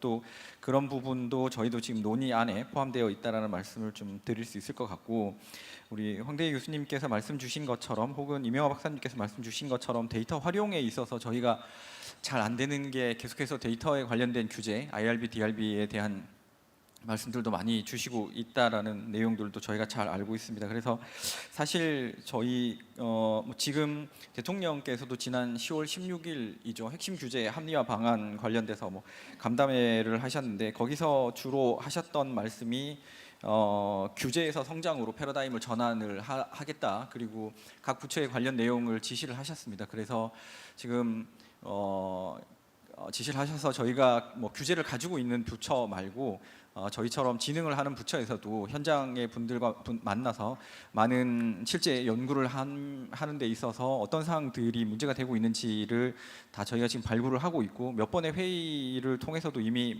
예를 들면 BCI 관련돼 가지고 관련 규제가 연구자 임상이 실질적으로 못할 정도로 GMP에 관련된 규정이 너무 심하다던가, BCI를 하려면 뭐 붙이는 것부터 시작해서 가동하는 로봇이나 기계들까지 한꺼번에 다 받아야 되는데 각각 따로 되어 있다 보니까 이거를 어떻게 뭐 인허가를 받아야 될지 모르겠다라는 그런 내용부터 되게 디테일한 부분도 다뤄가고 있고, 말씀 주신 IRB, DRB에 대한 부분도 간소화하거나 혹은 한 번으로 다 해결을 할 수 있도록 하는 그런 부분, 그리고 실제 이 부분에 있어서 조금 베이스의 논의는 결국 책임의 소재를 누가 가져갈 거냐, 누가 책임을 맡을 거에 대한 부분도 좀 사회적인 합의가 좀 필요하다라는 생각이 들기는 합니다. 저희가 그 실제 저희가 논의를 하는 데 있어서 뭐 정부 부처가 되게 보수적이고 안 나선다는 중요한 이유 중에 하나는 결국은 뭐 하나를 허가를 해줬는데 잘못하게 되면 허가를 해준 사람이 책임을 주는 그런 형태의 지금 운영이 되고 있어서 이 부분에 있어서의 책임에 대한 부분도 어떻게 할 것인가, 물론 그 전에 당연히 이거를 조금 더 잘 해결하기 위한 방안을 모색하는 것도 같이 하고 있다라는 말씀을 드리고, 제가 마이크를 잡은 김에 앞에서 말씀 주셨던 내용과 관련돼서 그냥 팩트만 몇 개 말씀드리면, 송영주 고문님께서 말씀 주셨던 사항과 관련돼서 현재 AI 바이오 투자는 정부 전체 예산의 18% 정도입니다. 작년 대비 2배 이상 증가를 한 거고요. 앞으로도 말씀 주셨던 20% 이상이 달성이 될 수 있도록 AI 바이오에 대한 투자가 확대되도록 노력을 하도록 하겠습니다. 그리고 이명하 박사님께서 주셨던 것처럼 미래 기술 변화에 따른 예측에 대한 부분, 특히 규제, 그거는 다른 부처보다는 저희 과기정통부의 역할이라고 생각을 하고 있고요. 그래서 저희가 지금 1차적으로 규제 로드맵을 작성을 했습니다. 총 5개 분야에 대해서 미래를 예측을 해서 좀 그 부분을 조금 더 구체화시키고 현장감 있게 마련을 하도록 하겠습니다. 제가 규제는 말 안 하려고 그랬는데요. 제가 부탁드리고 싶은 게 있어서, 사실 부처에서 나오시면 문제점 파악은 기가 막히게 하시는데요. 이 IRB, DRB가 지난 5년 동안 엄청나게 모든 병원에서 몇 개월 만에 한 번씩 바뀌면서 엄청 강화되고 있는데, 이건 데이터가 돈이 된다는 걸 깨달았기 때문입니다. 그래서 스테이크홀더가 제가 사인 받아야 되는 사람이 너무 많아요. 주치, 과장, 데이터 센터장, 병원장 이렇게 다 하는 이유가 그 사람들의 욕심을 너무 무시하지 마시고 부처에서 좀 들어주셨으면 좋겠어요. 왜 이렇게까지 뭘 원하는 건지 그런 것들을 듣고 반영해서 제도를 만들어 주시면 어떨까. 그런 걸 다 무시하고 제정하는 사람 입장에서 그냥 해버리니까 나중에 완전히 다 빠져나갈 구멍이 있으면 다 빠져나가거든요. 아까도 얘기하셨는데 개인정보 이거 보호법도 빠져나갈 구멍이 너무 많습니다. 그래서 이 스테이크홀더들의 욕심을 너무 나무라지 마시고 당연한 것처럼 좀 이해를 하셔가지고 그걸 반영해서 해주셔야 문제가 좀 풀릴 것 같습니다. 이상. 그래서 계속 매드바이오 얘기가 많이 나오긴 했는데 사실 데이터는 궤를 같이 하거든요. 그린 바이오, 화이트 바이오, 그린 바이오도. 중요한 포인트는 그런 것 같습니다. 아까 한 교수님께서도 유니크한 데이터가 있어야지 유니크한 모델이 나오고 그다음에 타겟이 나온다 말씀 주셨는데, 사실 파운더리랑 같이 이제 공공 파운더리를 이제 만들었잖아요. 생물원에서 돌릴 거란 말이에요. 단순하게 그런 균주와 그 피노타입한 어떤 그 데이터만으로는 AI 트레이닝이 힘듭니다. 스크리닝은 되게 잘할 수 있죠. 결국은 아까 말씀하신 것처럼 오믹스 데이터가 됐든 나머지 좀 더 뎁스 있는 데이터들이 같이 머징돼야 되는데, 그게 단순하게 그냥 균주별로 흩어져 있는 데이터를 모으는 게 아니라 어떤 걸로 귀결되려면 되게 레더가 잘 짜여 있어야 되고, 그건 사실 프라이빗 섹터에서 제일 잘하는 일입니다. 그러니까 예를 들어서 어떤 물질을 만드는 데 있어서 저희는 그걸 10년 동안 해왔기 때문에 완전 초기부터 끝에까지 다 있는 거예요, 균주들이. 그러니까 그게 저희는 지금 중국이나 나머지 업체들이랑 차별점이라고 생각하거든요. 거기서의 뎁스 있는 데이터가 나오고 그 데이터에서 나오는 그런 패턴들을 분석했을 때 없던 솔루션 스페이스에서 답이 나오는 건데, 그런 것들을 이제 협력을 공공과 프라이빗이 같이 협력해야 되는 것들에 있어서 미국을 벤치마킹 해보면 공공이 잘하는 것과 프라이빗이 잘하는 거에 있어서 결국은 프라이빗은 이익을 위해서 존재하는 집단이기 때문에, 저는 개인적으로 하고 싶지만 회사가 원치 않는다면 제가 어떻게 회사의 일원으로서 그런 것들을 끌고 갈 수 없는 것처럼, 지금 황 교수님 말씀 주신 것처럼 공공과 프라이빗이 만나려면 뭔가 서로 간에 주고받은 일이 명확하게 있어야 될 것 같습니다. 그래서 그런 부분들이 데이터 단부터 좀 명확하게 정의가 되고 스테이크홀더들을 만족시킬 수 있다 한다면 그런 부분이 결국은 우리가 남들보다 다른 선진국보다 어떻게 보면 잘할 수 있는 포인트라 생각합니다. 네, 감사합니다. 근데 저희가 90분 토론 시간을 받았어요. 근데 이제 그 시간이 길 줄 알았는데 지금 사실 저희가 다뤄야 되겠다고 생각한 이슈의 반쯤 다른 것 같아요. 그래서 그러나 굉장히 많이 이제 한간에 많은 인포메이션들이 있었다고 생각하고요. 일단 우리 본부장님 얘기를 좀 듣고. 어쨌든 다른 이슈도 되게 중요하긴 한데 제가 AI 관련된 여러 간담회나 토론회나 이런 행사들을 가보면 결국 기결은 데이터더라고요. 그러니까 AI 이슈를 얘기를 하고 있는데 데이터 때문에 얘기를 하시는 것 같아서 저희도 가서 얘기를 하면은 이제 그러면은 공공재로서의 이제 국가가 데이터를 어떻게 관리를 해야 되고 생산을 해야 되느냐에서 가끔 말씀을 드립니다. 그래서 뭐 결론은 한 목소리로 내시는 것 같아요. AI가 학습 가능한 데이터를 만들어야 된다. 이거를 그러니까 기존의 데이터를 표준화하거나 활용을 할 것인지 아니면은 실제로 이제 AI 맞춤형 데이터를 생산하는 R&D를 할 것인지에 대한 결정이 좀 필요할 것 같습니다. 근데 아까 그 나군호 소장님께서 뉘앙스라는 거를 이제 벤치마킹해서 이제 한국에다 만드는 그런 모델에 대해서 어느 정도 좀 답을 주신 것 같긴 해요. 그래서 저희도 그 실제로 어떤 AI 모델을 만들 것인가에 대한 수요는 현장에 있을 거라고 생각이 됩니다. 이게 이제 의료 현장이 되던 수요자가 됐던 유저 입장에서 이제 이런 모델이 있었으면 좋겠다라는 게 있을 것 같고요. AI 개발자는 그러면 이러한 데이터를 주십시오. 그래서 한 10,000명에서 20,000명의 보이스가 필요하다고 예측한 거를 한 100명 정도의 간호사 보이스로 해결을 했던 것 같습니다. 그러니까 우리나라가 가지고 있는 역량, 우리나라가 할 수 있는 부분들을 하고 실제로 이제 그것들을 적용해서 할 수 있는 것들에 대해서 지금 나오는 것 같아서요. 실제로 저희가 뭐 다 있겠지만 AI 학습용 데이터, AI 학습용 표준 데이터 생산에 관련돼서는 좀 정부에서도 별도로 좀 신경을 쓰시는 것들이 좀 필요하지 않을까 지금 말씀드립니다. 네, 감사합니다. 아무리 그래도 제도, 그러니까 데이터와 제도가 연결돼서 계속 논의가 지금 진행되고 있는데 우리 이재훈 교수님 말씀을 안 듣고 넘어갈 수는 없을 것 같아요. 뭐 어쨌든 데이터 인공지능 하면은 데이터로 사실은 귀결되는 게 맞고 사실은 인공지능 전부터 바이오에서는 원래 연구 데이터에 대한 이슈는 계속 또 꾸준히 있어 왔거든요. 이게 AI와 접목되면서 또 관련된 데이터에 대한 여러 사항들이 있기는 합니다. 뭐 아직은 법적으로 이제 구체적으로 정해져 있거나 내용들이 좀 확립되어 있는 것은 아닙니다만 일반적인 우리 법 체계적인 상황에서 데이터에 대한 소유권은 사실 인정되지는 않습니다. 네, 소유권이라는 게 사실은 인정되고 있지 않거든요.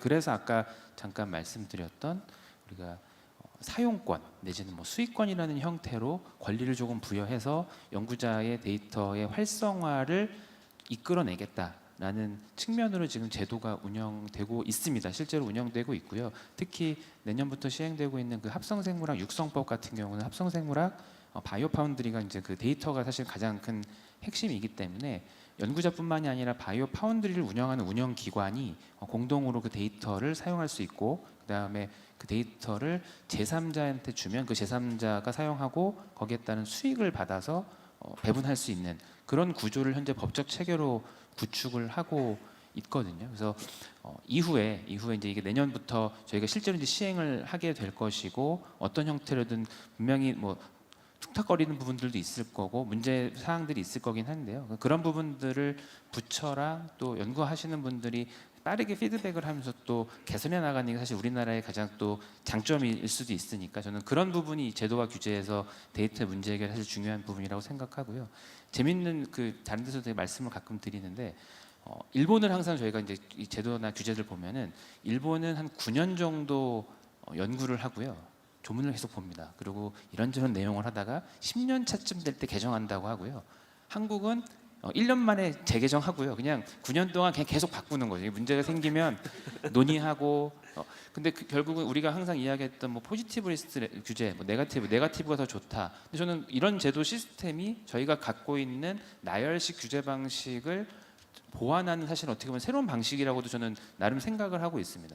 우리는 처음에 이것만 하라고 정해져는 있지만 왜 그렇게 구체적으로 논의하지 않았니? 우리는 매년 논의하면서 계속 나아갈 수 있기 때문에 저는 규제나 제도, 특히 바이오에 있어서는 계속 저희가 기술적으로 발전하고 특히 AI와 결합하면서 우리가 모르는 계속 매년 새로운 제도들이나 규제들이 필요할 수 있기 때문에 이런 측면에서 조금 약간의 생각과 사고 방식을 한번 바꿔보는 것은 어떨까? 그것도 한번 말씀드려봅니다. 네, 감사합니다.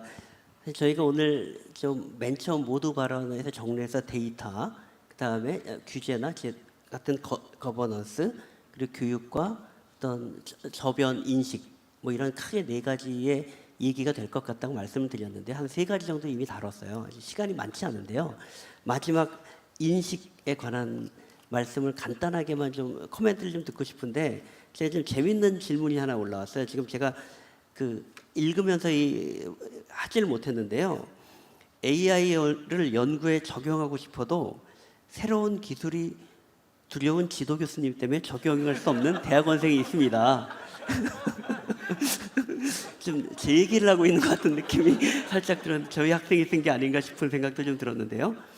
근데 이제 어떤 정책적 해결이나 접근이 가능하겠냐, 이런 질문이에요. 사실 이 질문에 대해서 즉답을 내리기보다는 결국은 어떤 말을 하고 있냐면, 젊은 사람들이 AI에 더 익숙해져 있고 실제로는 디시전 메이커들이 AI에 대해서 오히려 부정적이라거나 두려운 마음을 가지고 있기 때문에 임플리먼트가 안 되는 게 아니냐라는 질문인 것 같아요.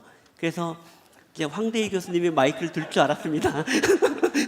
제가 강의를 하면 교수님들이 전화를 해요. 넌 수업 시간에 뭘 가르쳤냐? 그래서, 예? 아니 애가 뭐 보기도 복잡한 뭐 엑셀 파일 하나 갖고 왔고 막 가르치면서 이거 연구 방향 틀린 것 같다. 그리고 뭐 아시는 분은 아시겠지만 싱글셀 분석이 비싸잖아요. 4천만 원을 쓰댄다. 이거 해야 되냐? 그러니까 이게 교수님들은 예전 교육을 받으셨고 예전 리소스를 이용하시고, 이게 학생들은 업투데이트한 거를 배우고 있고 괴리가 있습니다. 괴리가 있는데 그렇다고 교수님을 때릴 수도 없고, 그리고 그 교수님 잘하고 계시는데 너 바꿔야 된다고 하면 뭐 듣겠습니까? 그러니까 이게 계속 얘기를 해봐야 될 것 같습니다. 근데 교수님들이 많이 바뀌어야 되는 건 사실이에요. 뭐 아까 AI도 그랬지만요.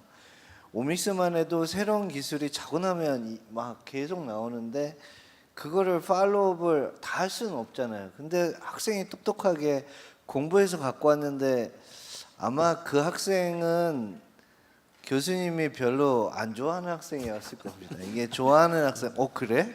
이러면서 하여튼 제 유일하게 커뮤니케이션을 많이 해야 된다. 이건 교수들끼리도 마찬가지고요.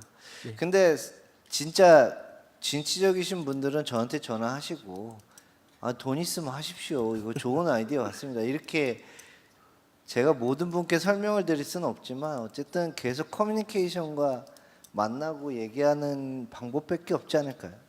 네, 사실 제 인식에 관한 문제 제일 최초로 문제를 제기해 주신 분은 우리 송고모님이시거든요. 그래서 문제 제기만 하지 마시고 좀 어떻게 했으면 좋겠다는 솔루션도 좀 말씀해 주시면. 아니, 저도 뾰족한 방법은 없고요. 아니, 또 다른 지금 그 역효과에 대해서 하나 저도 사례를 말씀드리면, 그 내년부터 이제 AI 기본법이 실행되잖아요. 근데 거기 보면 이제 고영향 의료기기는 뭐 이제 뭐랄까 그걸 뭐라죠, 생애 주기 전반의 위험 관리 계획을 해야 된다. 그렇게 했더니 의료기기 업체가 이제 선도적인 뭐 루인시라 이런 데는 같이 아예 뭐 같이 법을 만들고 해서 그쪽은 준비가 다 됐는데, 문제는 우리나라 의료기기 업체의 반 이상은 이제 중소기업들이거든요. 그들을 만났더니 일단 지금 식약처 가이드라인도 있는데 뭘 또 만듭니까? 라고 그러고요. 두 번째 뭐라 그러냐면 그동안 챗 GPT를 좀 사용했는데 그것도 문제가 됩니까? 라고 묻지를 않나. 세 번째 이제 AI를 빼겠습니다. 그러니까 그걸 응용해서 어떻게 할 생각이 아니라 정부의 규제가 심해지니 이제는 AI를 빼겠다. 그렇게 반응들을 하더라고요. 그래서 저는 지금 과기부 우리 과장님께 너무 프레셔를 드리는 거 사실 피하고 싶은데, 의료기기 업체들, 중소기업 업체들한테 따뜻하게 설명 잘해 주셔서 그들이 너무 공포 안 갖게 해주시면, 네, 그걸 저는 좀 요청드리고 싶습니다. 네, 오늘 여기 모인 분부터 반성도 좀 하고 이제 집에 가서 챗GPT를 한 번 더 쓰는 걸로. 예, 학생들한테도 팁이 있습니다. 교수님이 그런 방식으로 나오면 교수님이 시킨 걸 먼저 하세요. 학생들이 많이 하는 실수가요. 자기가 데이터를 보니까 이건 꽝이야. 그래서 안 해. 교수님이 시킨 건 안 하고 교수님 이거 하고 싶습니다. 이러면 안 되거든요. 그러니까 교수님이 한 거 하고 기분 좋으실 때 그런데 이런 게 있습니다. 이런 식의 커뮤니케이션을 해주셨으면 감사하겠습니다. 네, 여기 몇 분 과격하게 고개를 흔드시는 분들이 계세요. 공감을 많이 해주시는 학생들이 계신 것 같습니다. 자, 이제 거의 뭐 시간이 끝이 나서요. 마지막 그 하나의 제가 질문을 좀 남겨놨었는데 한 분 한 분 여쭤볼 수는 없을 것 같고 가장 그래도 오늘 패널들 중에 산업에서 가장 액티브하게 일하는 정준영 선생님한테 좀 여쭙고 싶은데요. 저희가 그동안 늘 AI가 세상을 구원할 것 같았지만 조금 시간이 지나면 AI는 모두의 기술이 되기 때문에 변별력도 없고 거기서 이노베이션이 일어나지 않는 상황이 오고 다른 뭔가가 와서 다음 스테이지를 가는 것 같아요. 그래서 지금 제가 좀 어려운 질문일 수 있을 텐데 가장 프론티어의 AI를 사용해서 산업을 운영하고 계신 입장에서 이 AI가 끝나면 도대체 무엇이 오면서 다시 이노베이션을 끌어갈 것이냐라는. 저한테 왜 이러세요? 이건 영화도 없는데. 네, 그래서 좀 AI한테 물어봐야 되나 싶기도 한데요. 일단 정 교수님. 확인해보고 다시. 그래서 일단은 그 AI라는 것 자체가 원래 사실 지금에서 굉장히 핫하고 우리가 이렇게 모여서 얘기를 하고 있지만 근원을 살펴보면 사실상 1950년대 나왔던 기술이잖아요. 그리고 반대로 말하면 휴먼 인텔리전스로 다시 돌아갈 것 같아요. AI가 어느 정도 진화되고 AI가 뉴노멀이 되고 나면은 그 다음에는 사람이 또 AI를 쓰겠죠. 그러니까 저는 AI 기술 자체가 굉장히 세상을 많이 바꿀 수 있을 것 같지만 결국은 시작 자체가 휴먼 인텔리전스를 미믹하기 위한 거였고 그 다음에 그게 뭐 지금 뭐 대단하게 머신러닝 나오고 딥러닝 나오고 하지만 결국은 그게 좀 더 그 안을 들여다보고 나면은 사람처럼 사고하는 건데 좀 더 연산 능력이 좋은 거거든요. 쉽게 말하면.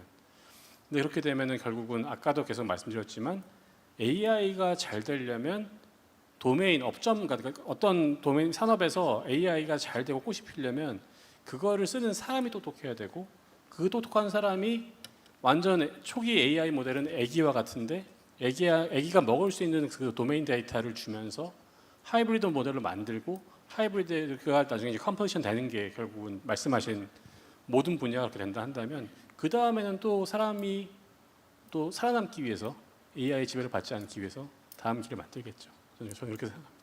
네, AI 바이오의 마지막 스테이트먼트를 조금 인간적으로 끝내고 싶었는데 굉장히 적절한 코멘트를 주셔서 너무 감사드리고요. 이미 1시간 반이 훌쩍 지나가 버렸습니다. 아직 뭐 더 얘기하려도 할 말이 있을 것 같기도 하지만 또 집에도 가셔야 되고 경품도 받으셔야 되니까 오늘 이 그 포럼의 토론은 패널 토론은 이것으로 마치도록 하겠습니다. 감사합니다. 감사합니다. 네, 이렇게 약 90여분간의 패널 토론이 마무리가 되었습니다. 저도 같이 들으면서 너무나도 재밌게 들었는데요. 패널리스트 분들께서 말씀도 너무 잘해주시고 또 서로 의견도 교환하시는 모습이 너무 인상적이었던 것 같습니다. 다시 한번 큰 박수 부탁드리겠습니다.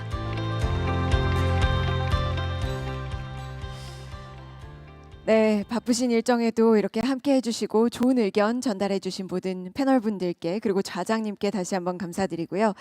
자, 이제 저희가 많이 고대했던 그 직접 참여하실 시간입니다. 지금부터 이제 모바일 퀴즈 쇼를 진행을 할 텐데요. 휴대폰 준비해 주시고요. 저희가 경품 추첨을 위해서 이제 함께 참여를 해 주셔야 됩니다. QR 코드 스캔하시고 이름과 전화번호 꼭 입력 부탁드리겠습니다. 네, 여기서도 가장 빠르고 정확하게 정답을 맞히신 분들이 이제 푸짐한 경품을 다 받아가실 예정이니까요. 일단은 다 로그인 해주시고 그리고 나서 경품이 지금 굉장히 많습니다. 일단 감을 잡기 위해서 먼저 연습 문제 한번 가보도록 하겠습니다. 안 그래도 과장님께서도 이렇게 많은 포럼을 다녀보는데 이 시간까지 계속 이렇게 많이 남아 계셨던 그런 포럼은 없었다라고 하셨는데 경쟁자들이 좀 많습니다. 그렇기 때문에 정확하고 빠르게 선택해 주시면 되겠습니다. 감을 잡기 위해서 아주 쉬운 연습 문제 지금 준비가 됐을 것 같습니다. 한번 가보도록 하겠습니다. 연습 문제 주시죠. 3, 2, 1. 오늘은 무슨 요일일까요? 지금 객관식 보시면서 클릭을 해주시면 되고요. 이거는 너무나도 쉬운 문제이기는 하지만 저희가 보통 다른 문제들 같은 경우에는 25초의 시간을 드립니다. 자, 선택을 해주시고 아마 카운트가 내려가면서 좀 시간이 남아있는 모습이 이 우측 하단 이렇게 보일 예정입니다. 오늘은 무슨 요일일까요? 선택해 주시고요. 시간이 이렇게 끝납니다. 그러면 더 이상 입력이 불가하고요. 자, 그럼 정답 주시죠. 네, 오늘은 수요일이죠. 목요일 같은 수요일, 금요일 같은 수요일입니다. 자, 이제 어떤 방식으로 진행이 되는지 이해를 하셨을 테니 본격적으로 시작해 보도록 하겠습니다. 총 10개의 문항입니다. 첫 번째 문제부터 시작하겠습니다. 3, 2, 1. 올해 바이오 미래 포럼의 슬로건은 무엇일까요? 1, 2, 3, 4번 중에서 클릭을 해 주시면 되겠습니다. 오늘 교수님께서 인사 말씀하시면서 설명을 해 주셨죠. 슬로건 부탁드리겠습니다. 시간 충분하죠? 자, 8, 7, 6, 5, 4, 3, 2 충분합니다. 좋습니다. 정답 공개하겠습니다. 네, 3번 빌드 AI X 바이오의 미래를 완성한다. 이게 정답이었습니다. 자, 술렁입니다. 벌써 쉬운 문제였는데요. 2번 문제 보여드리겠습니다. 3, 2, 1. 넌센스입니다. 바이러스가 가장 잘할 수 있는 직업은 무엇일까요? 여기 다 공부하시는 분들이어서 넌센스에 가장 취약하신 것 같습니다. 표정들이 다 안 좋아요. 네, 일단 1번 기자, 2번 군인, 3번 해커, 4번 수학자 골라주시고요.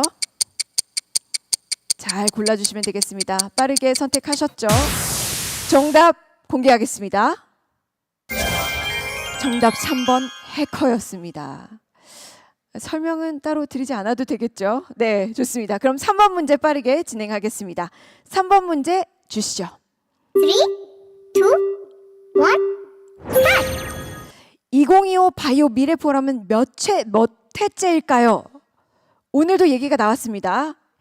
9회, 10회, 11회, 12회. 올해는 몇 회째일까요? 바이오 미래 포럼 지켜보셨던 분들께서는 정답을 맞추실 수 있을 것 같습니다. 자, 5초 남았습니다. 선택해 주시고요. 정답 주시죠. 3번 11회였습니다.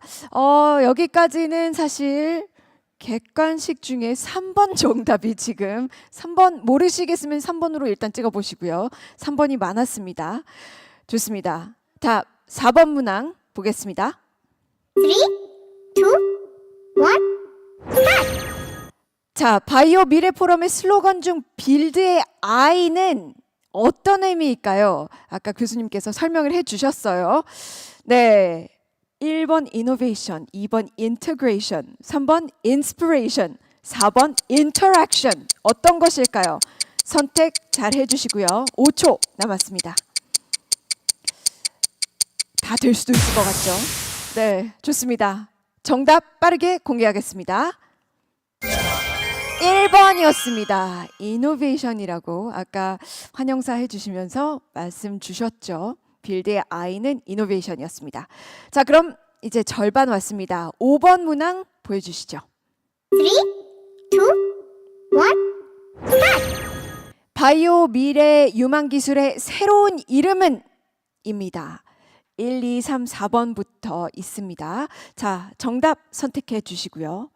바이오 미래 담보, 바이오 혁신 도약, 바이오 인프라 기술, 바이오 미래 기술 어느 것일지 선택해 주세요. 5초 남았습니다. 바이오 미래 유망 기술의 새로운 이름은? 정답 공개합니다.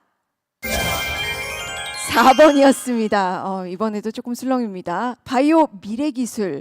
어떻게 보면은 너무 뻔하게 이거 아닐까 생각하셨을 수도 있을 텐데, 네, 좋습니다. 자, 그러면 6번 문제 바로 이어서 가겠습니다. 3, 2, 1. 단백질 구조 예측으로 노벨 화학상을 받은 AI 바이오 기술은 무엇일까요? 1, 2, 3, 4번인데 알파 폴드 시리즈, 로즈 TTL 폴드, 엔비디아 니모, 그리고 바이오 GPT 어느 것일지 자, 잘 선택해 주시고요. 아시는 분들도 있는 것 같습니다. 너무 쉽다라고 생각하시는 분들도 계시는 것 같은데요. 정답 바로 공개하겠습니다. 1번 알파 폴드 시리즈였습니다. 네. 여기까지 이제 한번 스스로 점검을 해보시고 내가 가망이 있을 것 같다, 1, 2등 정도는 할 것 같다 생각하시는 분들 앞으로도 정진 부탁드리겠습니다. 자, 7번 문항 보여드리겠습니다. 3, 2, 1. 2025 바이오 미래 포럼에서 연사들이 다뤘던 핵심 주제입니다. 자, 1번, 2번, 3번, 4번. 네, 오늘 졸지 않고 잘 들으셨던 분들께서는 쉽게 맞추실 수 있을 것 같습니다. 어느 게 정답일지 시간 카운트도 들어갈 텐데요. 네, 지금 10초 시작했습니다. 양자 컴퓨팅, 신재생 에너지, 우주 생명과학, AI 바이오 중에서 어떤 것일까요? 정답 빠르게 공개하겠습니다. 네, AI 바이오였습니다. 저희 슬로건에도 있죠. 네, 이거는 쉽게 맞추셨을 거라고 생각합니다. 자, 그러면 바로 8번 문항 보여드리겠습니다. 3, 2, 1. 올해 포럼에서 다루는 주요 세션 주제가 아닌 것은 오늘 발표자분들이 4분 계셨는데요. 어느 것을 우리가 다루지 않았었는지 생각을 해보시면 될 것 같습니다. 정밀의학, 제조 파운드리, 규제제도, 우주 생명과학 어느 게 올해 다루지 않은 주제일까요? 5초 남았습니다. 선택해 주시고요. 자, 시간이 완료가 되었습니다. 정답도 바로 공개하겠습니다. 네, 그렇죠. 우주까지는 가지 않았죠. 우주 생명과학은 아직까지 다루지 않았습니다. 네, 그럼 이어서 9번입니다. 이제 2가지 문항만 남아 있습니다. 9번 문제 주시죠. 3, 2, 1.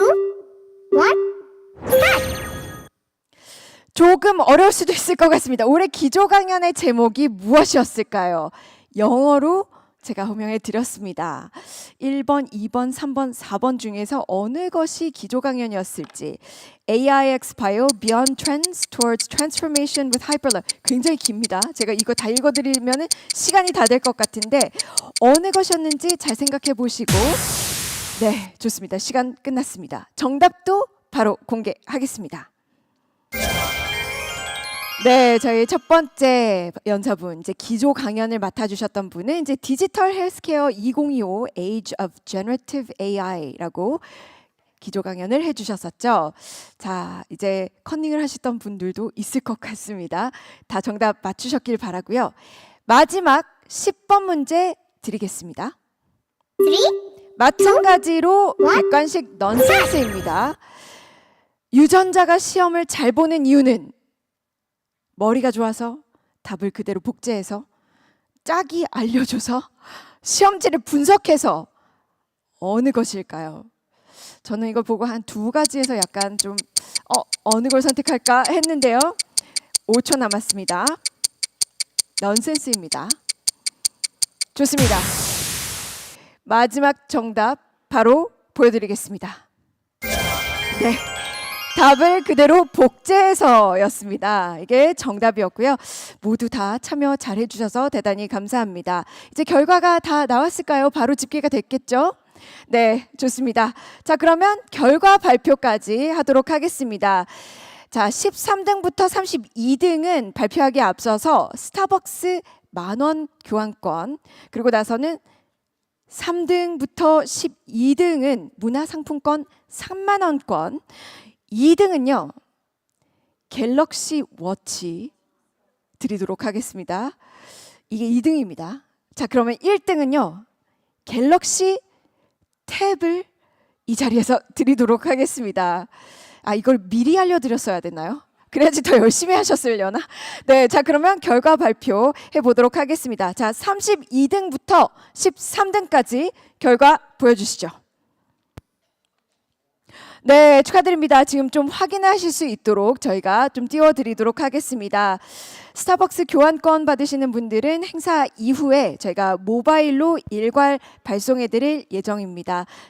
전화번호도 다 잘 작성하셨죠? 저희가 일괄 발송해드리겠습니다. 그리고 이제 다 확인하셨으면 사진도 찍으셔도 좋고요. 나중에 확인을 하시는 용도로 좋습니다. 사진 찍을 시간 좀 드리도록 하겠습니다. 자, 그러면 이제 12등부터 3등까지 보여드리겠습니다. 발표해 주시죠. 네, 축하드립니다. 박수가 나오고 있고요.